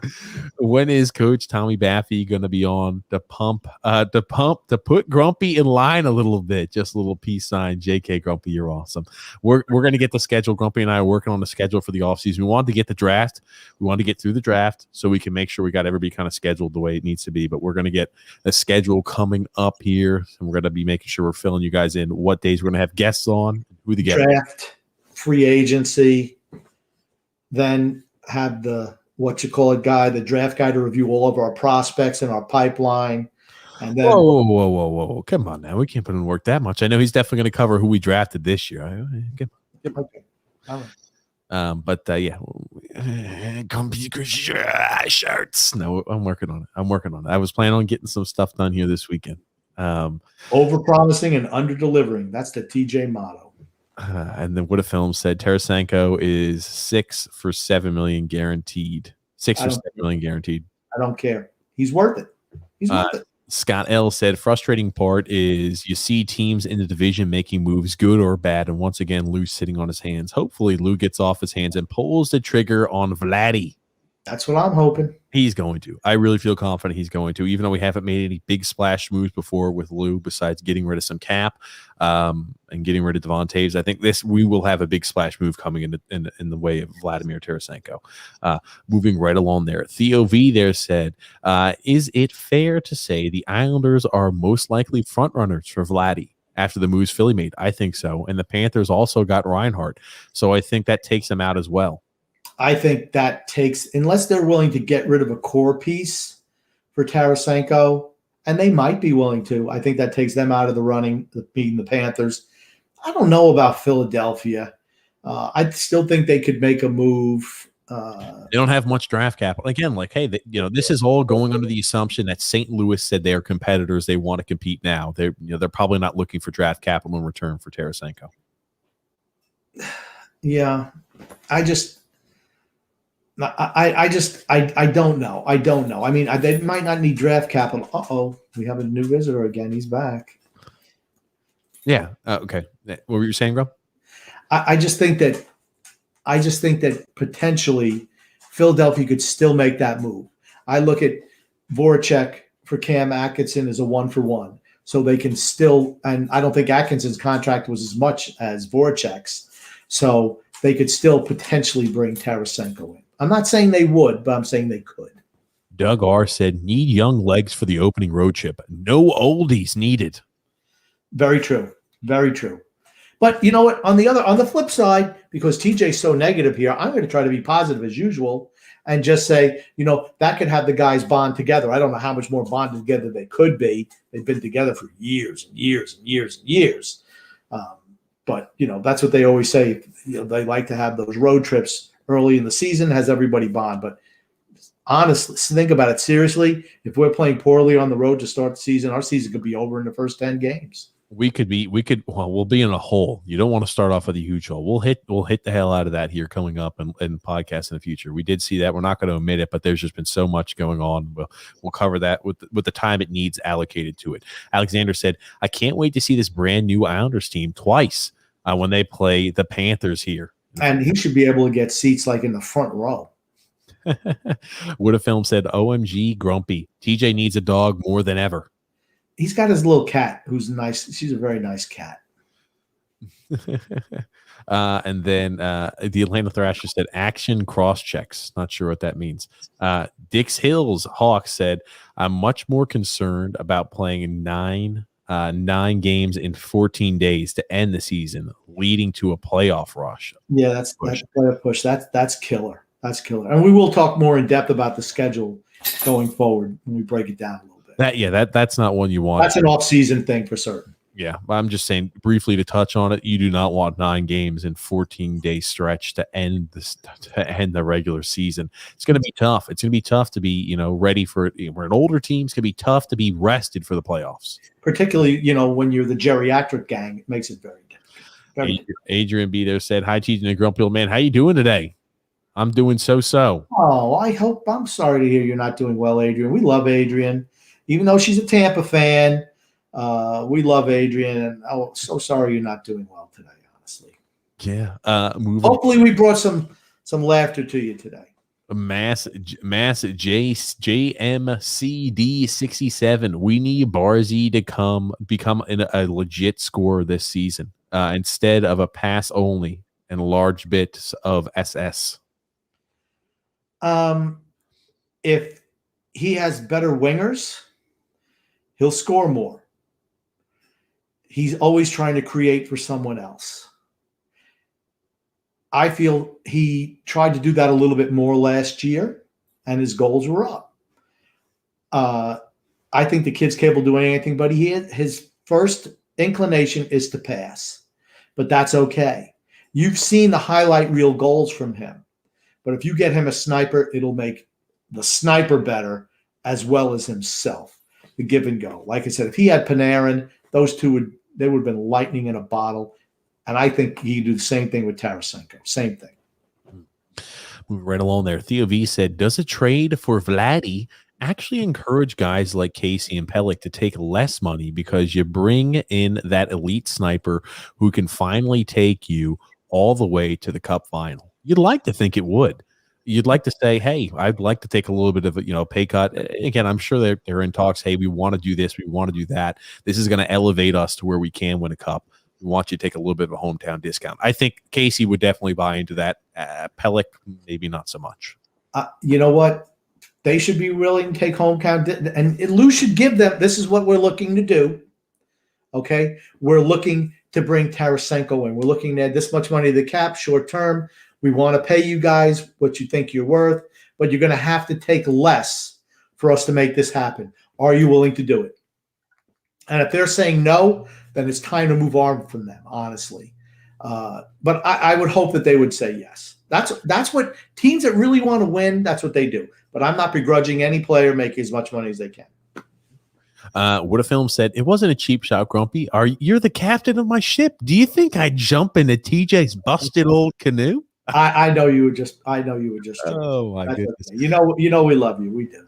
Alexander R said, "Who do you personally like the Islanders to pick up to replace Mr. Leddy? Aturatu is such a great get with pick number 52. Seems like Suter we're not going to be able to get.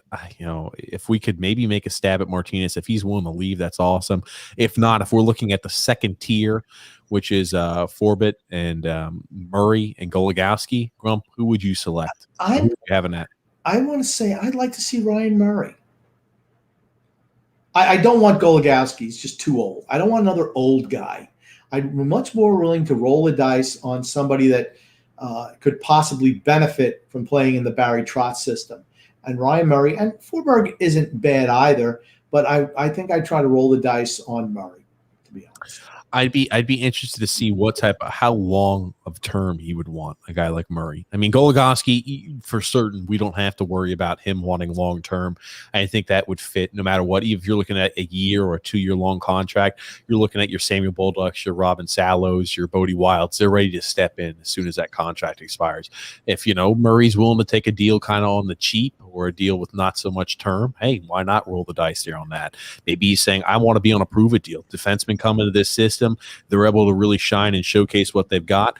And I want to be able to do that to launch my career into one more big paycheck when I'm 30 years old or when I'm 29 years old, whenever the contract expires.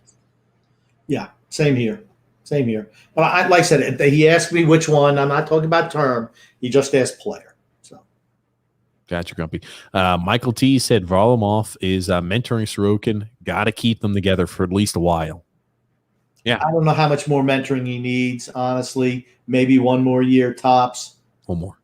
Yeah. One more. Then you got a little bit more freedom there, I think. Callie G said, hi, TJ. Hey, Callie, how are you there? Alexander also saying there, I'm going to mess up the name. Remind me. Nedeljkovic is from Ohio, United States. Yes. Yeah, so the KHL is not an option for him. What a Films there said, I love you guys. TJ works hard, I know, and he's a great guy. But if I need advice, Grumpy, I'm calling on you guys. Thank you both. I love your podcast. Thanks there, What a Film. What a Film's the best. Yeah, for certain he is. And Jeremy Ford said Eddie the Eagle. That's an old one there, talking about those. Eddie Belfour. I thought he was Eddie the Eagle, the guy who does the jumping. The ski jumper from England. Was it from England? I thought is it England? Yeah. I thought they came out with a movie on Eddie the Eagle, didn't they? A few years ago. Yeah. It's called Eddie used to work at the movie theater when that. Didn't he call Eddie Belfour the Eagle too, though? I know he used to have an eagle on his mask, didn't he? Ed Belfour. I believe he did. I always liked Eddie Belfour's mask as a kid. There was always 3 of them I liked. I liked Hasek's, I liked Curtis Joseph's, and I liked Eddie Belfour's mask. All of them. Loved them. I love goalie masks. They're great. Oh, for certain. And then Jeremy Ford said, I'm also looking at Cameron Bird's videos. He has a pretty healthy wrist shot. Yeah, I just think there's limited upside to him. That's all. Which is fine. I mean, I don't hate the pick. I just would have liked somebody different. That's all. Nick D said, What a Films is right. Bob McKenzie is the man in Canada for hockey. Nobody else can compare. Bob ruined Milbury on NBC. Yeah, Bob McKenzie's the man.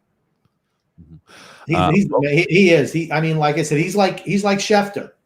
If he tells you something, just write it down in ink. Momo My Pup 10 there says, yeah, but my time Berg is ready.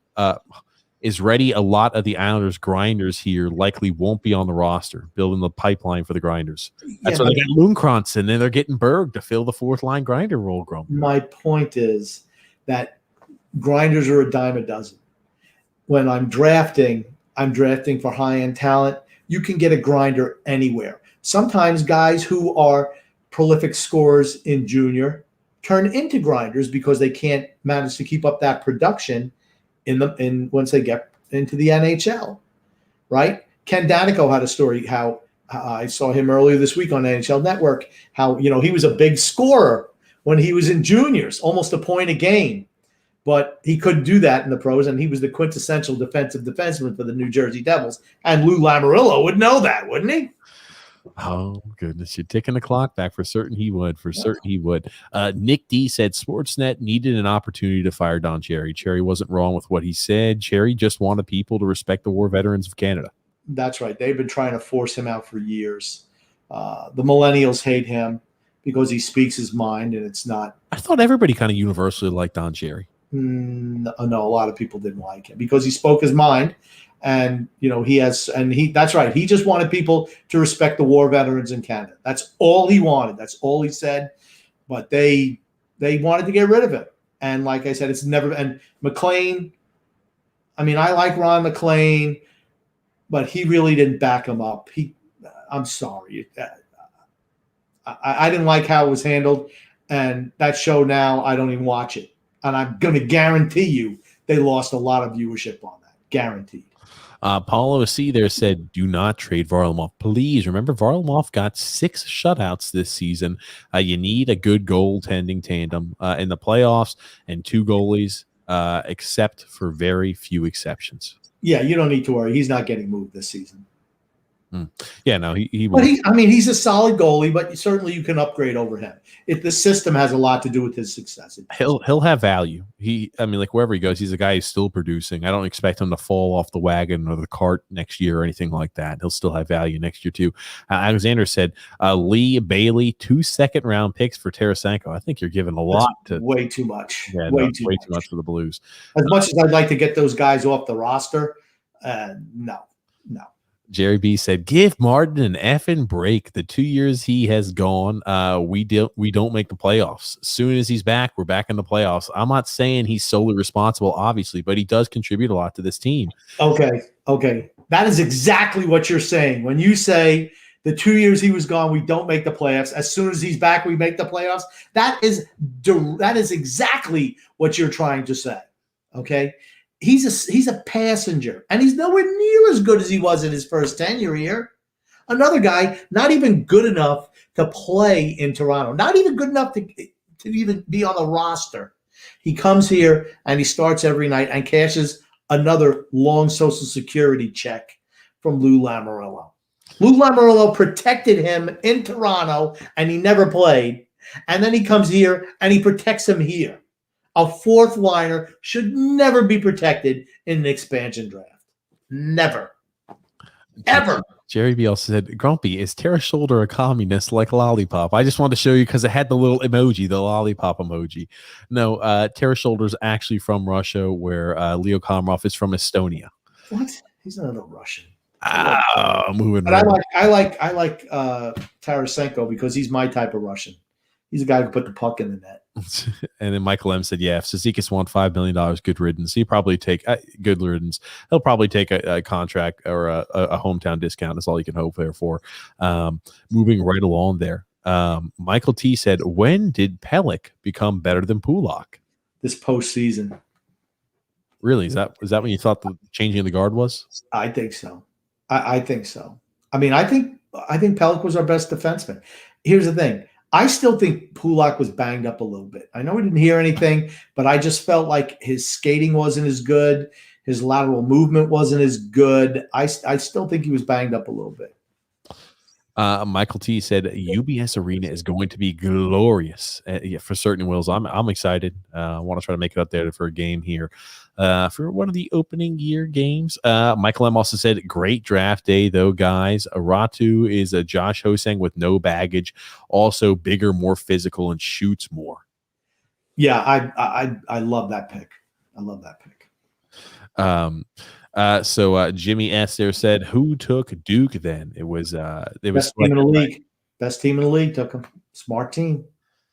Pick right after I say the Tampa Bay Lightning. But moving right along there. Would a film said great answer to my Don Cherry question. He was Hockey Night in Canada. Absolutely. And I loved his outfits too. I mean, what was to hate about him? Oh, he's old. He's old-fashioned. I mean, he's still lucid. He's in his 80s. He's in his freaking 80s. Think about that. Good old Don Cherry. Good old Don Cherry. He's got a podcast now. I like to tune in every once in a while to his podcast. I like Don Cherry. Joshua B there said, only bad contract is Uncle Leo, in my opinion. Ooh, what on the Leo line? I don't know. Andrews Lee's contract is horrid. That'll be bad later on. Right now, it doesn't look as bad, but 3-4 years from now, you're gonna be kicking yourself saying, "Oh man, we have Andrew Ladd on this team again." That's why as soon as he signed it, I said he was AL squared because that's what he is. He will be Andrew Ladd. And then the Wiki 50 Cal also said Tampa took him. Yeah, they literally took him the pick right after the USHL player Cameron Berg that we selected in the 4th round. And then Jeff S there said Garth Snow initially gave Cizikas too much at $3.75 million per year. Garth Snow deserves blame. That's right. It was 3.45, and he was wildly overpaid for a 4th line center back when that deal was signed. I mean, wildly overpaid. I mean, maybe he earned that salary 1 year of all the years he's been here. Maybe 1 year, the year he scored 20 goals. That's it. That's way too much for a fourth line. You don't give your fourth line players big long-term deals. You just don't. Just don't. It's dumb. Moving right along here. Cliff Neal said they need to bring in either Landeskog or Tarasenko for this to be a successful offseason. In addition to the restricted free agents and a couple sensible deals, Casey 3 years, $2.75 million per max. Palmieri 3 years, $3.2 million per max. Now, if those are the numbers, I'm fine with those numbers on there. I think Tarasenko, Landeskog, like I said, is kind of a duplication of resources with Lee. So, I mean, that's what you kind of don't want that. You want a sniper with Barzal. That's what you want, a sniper. It's the one thing we have Wahlstrom, but you want somebody who's going to be on the first line starting next year, which is Tarasenko. After you've thrown out there if Alexander Ovechkin's willing to come, I really, for whatever reason, I really think that fits well into what our time frame is, because Landeskog, that's another. You want to try to avoid a 7-year, $9 to $9.5 million, especially if we're going to have Lee for what he's going to have 5 years left, $7 million per. I mean, could you imagine your top two left wing tandem making roughly about 16.5 at least? Yeah, no, we can't do that. You can't do that. And again, like that's a guy, Anders Lee. I mean, Landeskog's a better skater than Lee. Lee's a guy who's going to age like vinegar, and I'm sure towards the end of that contract with Landeskog, you're going to kind of be left shaking your head too. But you're going to have two boulders out there. Landeskog's a way better player than Anders Lee. I know. For certain. I don't. It's one of the other though. It's one of the other. I think Cizikas, I'd be willing to give him at least 3, maybe tops 3.5. I'd match what he earned last year. I wouldn't be willing to go much higher than that. Hopefully you take a discount. Everybody else on all these other teams is taking pay cuts to stay. Our guys want to break bank. Go break your bank somewhere else. Eve, they're saying, why did Dylan Duke drop so much? Again, like you look at Dylan Duke, he was projected sometimes to go anywhere from second. Sometimes people even had him towards the fringe of the tail end of the first round, second round, maybe early third. And again, being available there at the end of the fourth round, we're wondering why Dylan Duke dropped so much. Yeah, I think you saw that with a lot of different players this year. And I think it's because we didn't get to see as much of them as we would have liked. Or sometimes, no one knows if you played more, but maybe the COVID circumstances didn't help you, or you didn't feel comfortable. Your numbers weren't as good. And that certainly happened with Ratu, without a doubt. So, I mean, I don't know exactly why Dylan Duke dropped. That is a question that we're going to ask TJ's pal in the draft. Yeah. For certain. Michael T said, F Ovi. I don't want him on my Islanders. Okay. Yeah. Jeff S. there saying, regarding Ovechkin, I've heard rumors on all other players. Nothing on Ovechkin. Wondering what's going on with Ovi. Bruins signed unrestricted free agent Hall after the expansion draft. I thought for sure Ovechkin would have signed with Washington after the expansion draft. I think he's still going back to Washington. Yeah, I do too. I don't think he wants to finish in Washington. He wants to break the scoring record. If he's willing to go, I mean, he does have some familiarity there with Barry Trotz. I think it fits well into our timetable too. Oh man, could you imagine? I don't even want to think that. My brain can't wrap it around it.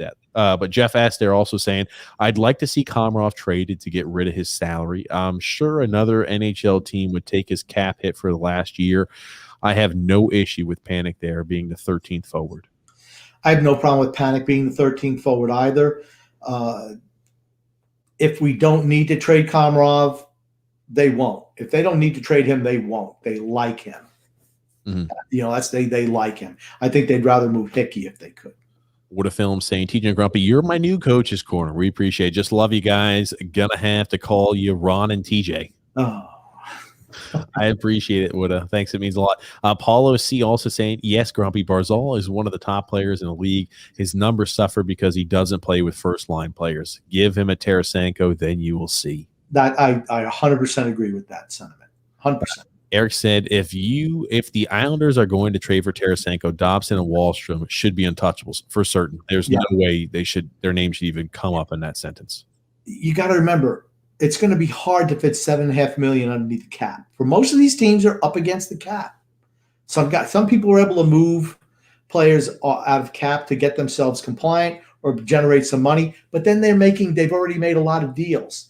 The more deals that are made early, the more that Tarasenko's price should drop. And that's what I'm hoping. I just don't want to wait too long, though. I want to know what my team's going to look like, before October, before September 19th for training camp. That's just me. And Jerry B said, TJ, do you refer to the grumpy old man as grumpy in your personal life? Yes, I do. He also says, Grumpy, what's your favorite Mel Gibson movie, and why is it Mad Max, the Road Warrior? It's not. Remember, Mad Max was the first one, okay, and Road Warrior I think was the best one. I thought it was better than Beyond Thunderdome. I did like that, but man, I'll tell you what, I love The Patriot. I love Braveheart. I mean, I like Mel Gibson. I met him. Really nice guy. Really nice guy. I know he's had his issues, but he was so nice when I met him. Just a real personable guy, friendly when he certainly didn't have to. I met him when he was filming Patriot down in South Carolina, and what I liked. Like I said, those are my two favorites. I got to say is Braveheart, Road Warrior, the second one. And probably my favorite was The Patriot, though. Michael T said, 30 is not too old for a hockey player. Come on. Okay, I'm not saying 30 is too old for a hockey player to play. I'm saying giving them long-term deals is a mistake. If you're 30 and you're getting a 5 or 6 year deal, because 36 and 35 is old for a hockey player. Paulo C there said Robin Salo should get a shot in the lineup. Did you see that guy play in Finland? I liked what he did in Finland. That being said, they're going to probably want him to get adjusted to the smaller ice size. At least a full year in Bridgeport. At least one full year in Bridgeport. Yeah. We're just loaded. We're just loaded on defense. Our defense, I just wish they would give the young guys a chance and just fully immerse them in the system to start. I just wish they would do that instead of bringing old guys. Jerry B said, I think we need to get back to the hair comments and trying to get a Bosley sponsor. Ooh, Bosley. Well, then someone would actually have to get hair replacement, TJ. Oh, my goodness. Moving right along there. What a film said Dallas Drake's favorite player. 51. I'm 51. He's 51. So we're going back. But it was Brian Trottier. It doesn't get much better than Trottier. Greatest two-way center the game has ever seen. It's Brian Trottier. Fantastic. Joshua B said, the guy on the right side, I can't tell if he's talking about like on our right or the way he's viewing the video. It doesn't matter. The guy on the right side doesn't know shit, in my opinion. He clearly doesn't understand that the Islanders' success comes from our system. Maybe he's talking about me. I think I understand that the success comes from the system. That being said, if you could put more talented players into the system, you'd like to think we're going to have a little bit better of a result. I hate to tell you, I'm on the right-hand side. Maybe you don't know your left from your right. But if he's looking at it from our point of view, I'm on. Well, he's not. He's looking at it from what he's looking at. Okay? You're on the left, I'm on the right. Here's the thing. If you want the team to be really successful, you need more talent. And guess what? Higher talented players, if they're in a good system, produce better. Washington, for example, the 1 year Barry Trotz won a cup. And it took him a lot of years before he even won that.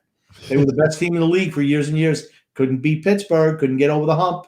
Till that 1 year they did. He wins a cup, and then Washington lets him go. Jerry B said, Suter and Parise are dangling off a cliff, Grumpy. And you can only save one, and they're playing on your team. Who do you pick? Suter. Okay. I think he's got more in the tank than Parise does. Gotcha. The Atlanta Thrasher also says, LOL, the Brown Thrasher. Don't make me get the Atlanta Flames back down here. I love the Atlanta Flames logo. I thought they were a state bird also. Okay. Yeah, that's right. Thrasher is a state bird in Georgia. Yeah. I love the Atlanta Flames logo from yesterday. I thought it was cool as hell. Better than the Calgary Flames logo. Man, the A was on fire. It was great. They came in the year 1971, same year as the Islanders. Tom Lysiak was their first draft pick ever. Jerry B said, serious question, guys. Do you think there's a chance that Vasilevsky was on performance-enhancing drugs during the playoffs? Because I'm certain he was. He has that crazed psychopathic gaze in his eyes that's only present. Patrick Waugh used to look like that too when he played. A lot of goalies are like that. They don't blink for whatever reason. Goalies are kind of different. They're kind of weird and kind of different. They're different. They were a different bird altogether. They're like different individuals. They got that special. They got that special something about them. Special crazy. Yeah. Here's the thing. I think a lot of people use performance-enhancing drugs or something that is borderline performance-enhancing drugs. It's the reason why I've never cared that Kiefer Bellows got popped. I think a lot of players use performance-enhancing drugs and don't get caught for it.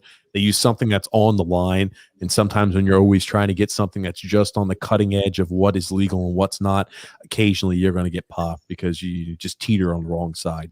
I honestly don't see how it helps a goalie being on PEDs, though. Quicker reaction. I mean, you get more strength in your legs. I don't know. You get more. I don't think it helps a lot of if we're thinking athletics, what performance enhancing drugs help athletes. I think football helps the most, baseball, and I'm like hockey. I'm like, yeah. I don't think basketball it does.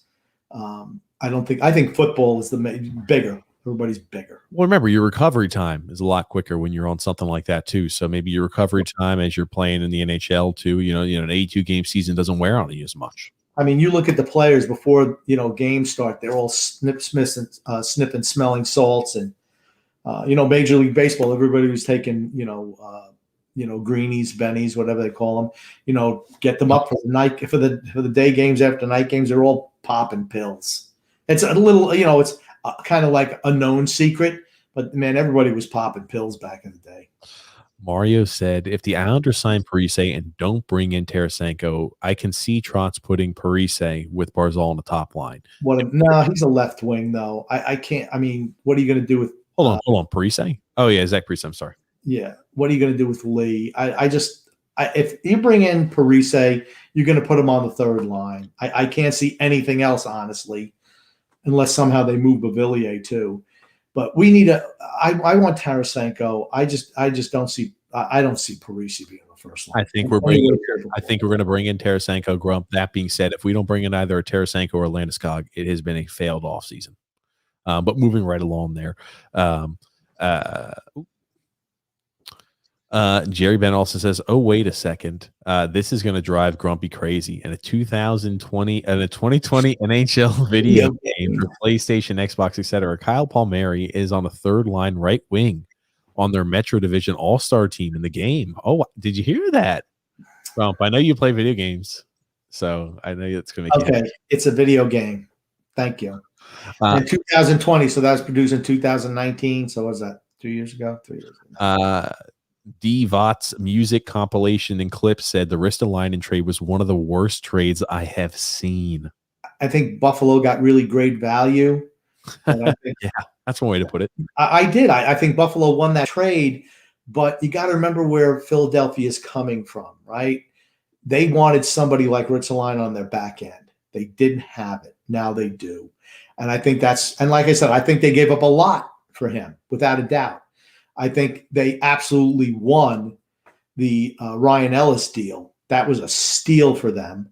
And I think the Cam Atkinson deal is going to be, he can get over his health issues. I think that's going to be a steal for them too. So everything kind of balances out. But they needed a Ristolainen type on the back end. Brett W. said there are no rumors regarding Ovechkin because he's never leaving DC. I agree. Probably. Michael T said, is there a defenseman on Montreal that we can trade Beauvillier for? I mean, I don't want to trade him. I mean, our defense is fine.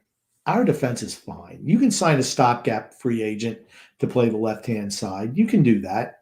I don't want to give up Beauvillier. He's one of the only younger players who play our forwards that we have. Why would you want to get rid of him? What a Films there said, I hadn't talked to Dallas in years, long lost friend. And then there he was on Hockey Night in Canada. I heard his name, looked up, Wendell Clark kicked the shit out of him. What a moment. I'm sure he was glad he was back. I'm sure he loved that clip. And then William Carr there said, nothing from Lou yet. Usually when Lou is quiet, something big is happening. Most likely, as usual, we won't know till free agency day itself. Very true. But you know what? His thing with a trade, you don't have to wait for free agency. See, that's the thing. Everyone's talking about trading for Tarasenko, and no trade. If it's free agent, everyone was saying, okay, yeah, we'll definitely go to a free agent route. I feel a little bit better. But when you're, everyone's making trades around you and you're doing nothing, and it's like, it just makes me worried. I think he's going to make a move. I think we're going to get Tarasenko. I really do feel confident. I'm hoping. I hope to be wrong when I said he'll just lose the offseason, just do nothing. Mario there said, I'd love to see Lamoriello go after Keller. Who the heck? Yeah, Chychrun is he's the one guy they're not going to let go. And Clayton Keller is good. I don't know if he solves what we need, though. He's not bad either, but what would you have to give up to get them? Matthew has said, thoughts on Landeskog. Has your opinion changed whether Colorado and him will come to a deal? I'd love him here. I think they're holding a hard line on him. When you're signing Cale Makar to $9 million per, it kind of limits what you can give to Landeskog. Maybe they say, you know what, he's 28. He's been banged up the last few years because of the style he plays. We're not going to give him $9 million a year for 7 years. We don't think he's going to make it to the end. And if they make that determination, well, they know better than us. And then Tom Idle said Chychrun is the only untouchable player as stated by their general manager. Yeah. Jerry B said, Grump, do you like people who just speak their minds or tell it like it is? Absolutely. No, there's a difference. Do you like people who just speak their mind or tell it like it is? Yes, that's what I like. They're both the same thing. I thought he was trying to differentiate. There's a difference between people who speak their mind and people who tell it as it is. I don't know. John M. there said draft was a B+. Lou is on fire this offseason. Great podcast tonight. Yeah, I think so. Like I said, I give him an A for clearing salary, maybe an A- because he did give up a bunch of assets, but he accomplished what he needed, right? What did we say the offseason plan had to entail, right? First thing we had to do was get rid of salary cap. He did that. Marvelous job. The fact that we lost Jordan Eberle for nothing. We had to give up nothing to get rid of him. Great move. He or Josh Bailey, whoever was going to be, great move. The extra $500,000, fantastic. Jordan Eberle, sorry, see you later. Great. Step one accomplished. Step two, have a good draft. Replenish the farm system. I would have liked to see Dylan Duke as opposed to Cameron Berg, but I still give the draft B+. Not having a first-round pick stopped me from giving it an A. I still will give it an A if we would have drafted Dylan Duke. Now, the most important one is step 3. Who are we going to bring in to improve on last year's semifinal team? That's the big one. Gotcha. Moving right along, Grump. Got a few comments left. We're about 3 hours and 15 minutes in. REC there said, hey, TJ and Grumpy Old Man, UBS is going to have the best sheet of ice in the NHL. I think we need the slow ice in dad boards. Home ice advantage modernized may not be good for our style. Yeah, maybe they should just put slush out there. It might help us out. Yeah. Michael T also said no on Ovechkin. And then Ed A said, so who's available on the free agent market besides Landeskog? You've got a few. If it's not a big name, I don't envision us going after a left wing besides Parise. I think we're just going to be happy and sit with Parise and say, hey, this is probably the way we want to go, unfortunately. And I think if we don't get Tarasenko, we're just going to go Palmieri. And then I'll lose my mind again because then the whole offseason was for nothing. Yeah, I don't want to imagine an offseason where we don't get one of those items because I know like Hyman, he's going to sign. He's going to sign there. Edmonton. He's going to Edmonton. Edmonton, yeah. I know he's going to sign there with Edmonton. And I'm also thinking like Jaden Schwartz is out there. If I'm thinking about, wingers are out there because we don't need any centers. Brandon Saad is out there. I know in role. So there's a few, but there's obviously I think there's a pretty significant drop off. Is Nick Foligno? Nick Foligno's out there too, right, Grump? Yeah, but he's 36 years old too. Do you want to bring in another 36-year-old? I'm sorry, I don't. I'm just thinking about what's out there and what's available there. Mikael Grunlund, he's out there, but he's a guy who's never really done it all that much. He had a few years in Minnesota, but that was pretty much it. What wing is Schwartz on? Left wing. Yeah, I mean, we need a right wing. And that's what I was saying. There's a whole bunch of left wing free agents that are available this offseason. I mean, the unfortunate part about it is Kyle Palmieri kind of has a stranglehold out there because he's the only real right winger that's out there. I mean, Gaudreau was out there, but he's already signed. So, I mean, like Barclay Gaudreau was a right wing that technically would have been an unrestricted free agent. There aren't a lot of, prominent right wingers out there that are free agents this offseason. Kyle Palmieri brings more offense to the table than Barclay Gaudreau does. Yeah, he does. And moving right along there, REC also said, I'd like to see Komarov deported. It's true. I laughed at that one when I saw it there. And then Mark R. there said, hey, guys, sorry if you've already addressed this, but is getting a Parise and Suter there smart?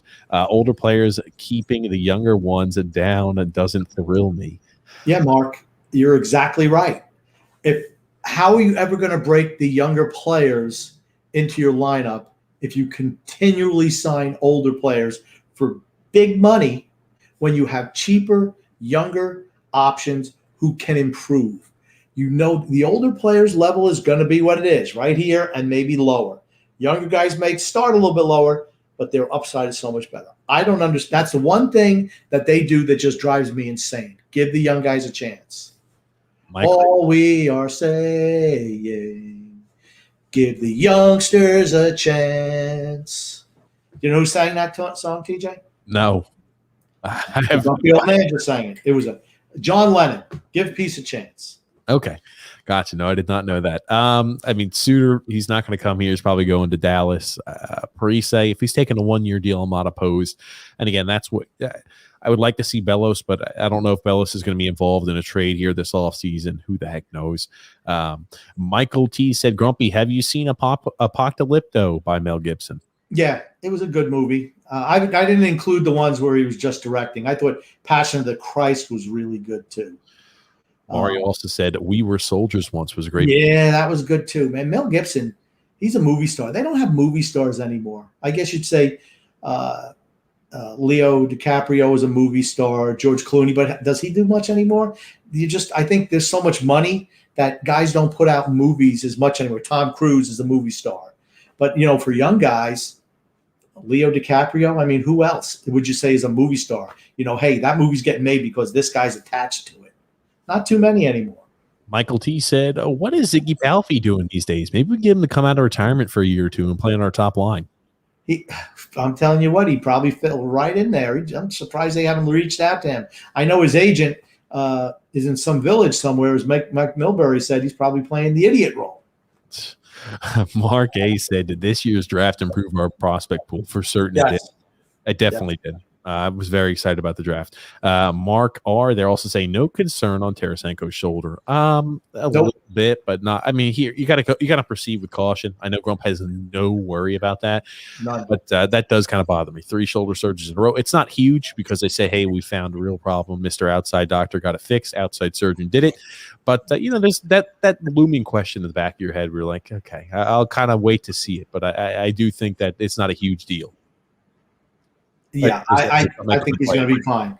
If he comes here, he's going to be 100% fine. Oh, goodness. Jerry B said, Grump, do you think Donald Trump would have been on an Islander fan or Ranger fan being from Queens? I think he'd still be a Rangers fan, but I think he's not a hockey fan. I think he's a football fan. Alexander said, I just hope we find a way to get Tarasenko, or like I said, Forsberg or Line. And maybe we try to unload Bailey and get a youngster because, in my opinion, I don't think the 30-year-old player won't be able to hang with an 82-game schedule. You can have some 30-year-old players, but you have to have this season. We're going to need depth. With the way our schedule is, I think you're going to see more injuries. You're going to see more tired players. As we've seen, we've run out of gas with the older team in the last couple of years. We were saved by COVID. I hate to say it like that, 2 years ago. And this year, the shortened season, At the end of the year, we kind of ran out of gas again. We were in first place, like with 3 weeks to go, we were tied for first or something like that. And we slide all the way down to fourth because we ran out of gas. That's what happens when you play a grinding style all year long with older players. I just don't want to be horrified and see us play 50 great games and then spiral out at the end and not make the playoffs. That'd be worst case scenario. Yeah, and again, we're going to talk about that a lot this offseason. We're going to get to a few more comments here. Paulo C. there said, we need a top-line scorer, period. Any other third and fourth line players would do nothing at all. And the whole thing is, Lou and Barry know this. They said it 3 years ago. We need to improve our top-line scoring. That's what we need to do. And they've done nothing to improve it. Nothing. Alexander said Parise or Ovechkin won't cut it last offseason. Florida signed Duclair there to a cheap deal. We had a chance to scoop him up and now got a long-term deal with Florida. Had a good season. Think about it. How old is Duclair? Is he like 26? Young. I think he's like 26, something like that. Okay. 3 years, $3 million per. And he came off a season where he scored, I think did he have like 48 points or something? I think he had a lot of points too. Certainly overachieved. And we could have had him for nothing. He had 32 points in 43 games. Okay. So think about that. Over the course of the season, that's like almost 60 points. That's Josh Bailey-like, right? And this guy signs 3 years, $3 million per. But we never even take a shot on a guy like that because, hey, he doesn't play great defense or he's too young or whatever. He's not old. So we don't even take a chance on a guy like that. William C. said, will you guys be gluing live on free agency day? Yes, we will. Yes. Yes. Jerry B. said, Pellick is rated like shit on NHL games, LOL. I think Hosang is rated higher. No. Okay. It's a freaking video game. All right. It's a video game. And you want to know why Pellick is rated low in those games? Because he doesn't score. He just plays defense. Those again, aren't they like three? I don't even know. Are they like 3-on-3? What do they play in those games? I don't know. It's 5-on-5. Anyway, moving right along, Rope. We got 3 comments left. Michael T said, who remembers Score O at Nassau Coliseum? Man, that's a long time ago. Score O. Didn't Imus score once? I don't remember. Alexander said, can't wait to see the Islanders here in Sunrise there in Florida. Well, Grump, hey, man, we're about 3 hours and 20-some-odd minutes. You got anything else to say before we wrap things up here today? I just want to say love and laughter to everyone who listened, and even those who don't, from TJ and the Grumpy Old Man. And please listen to our podcast tomorrow, TJ and the Grumpy Old Man, at 8 o'clock. Hit the like button. Hit the subscribe button. Do whatever you got to do to keep us going. Hit all those buttons, right? As you say, Grumpy? Hit them all. Goodness gracious. Yeah, thank you, everybody, for tuning in and watching the podcast here today. We really do appreciate it. And thank you again, Grumpy Old Man, for taking the time to come on today's podcast. My pleasure. We got an awesome off season ahead, guys. A lot of guests. We're going to get the scheduling in works. We're going to be, I feel like we're going to be going twice a week more often than maybe once a week. But we're going to come out with the schedule, ladies and gentlemen. We got a lot of guests here coming up this off season. A few more we're going to be reaching out to. But thank you guys for listening and tuning in. And thank you again, Grumpy Old Man.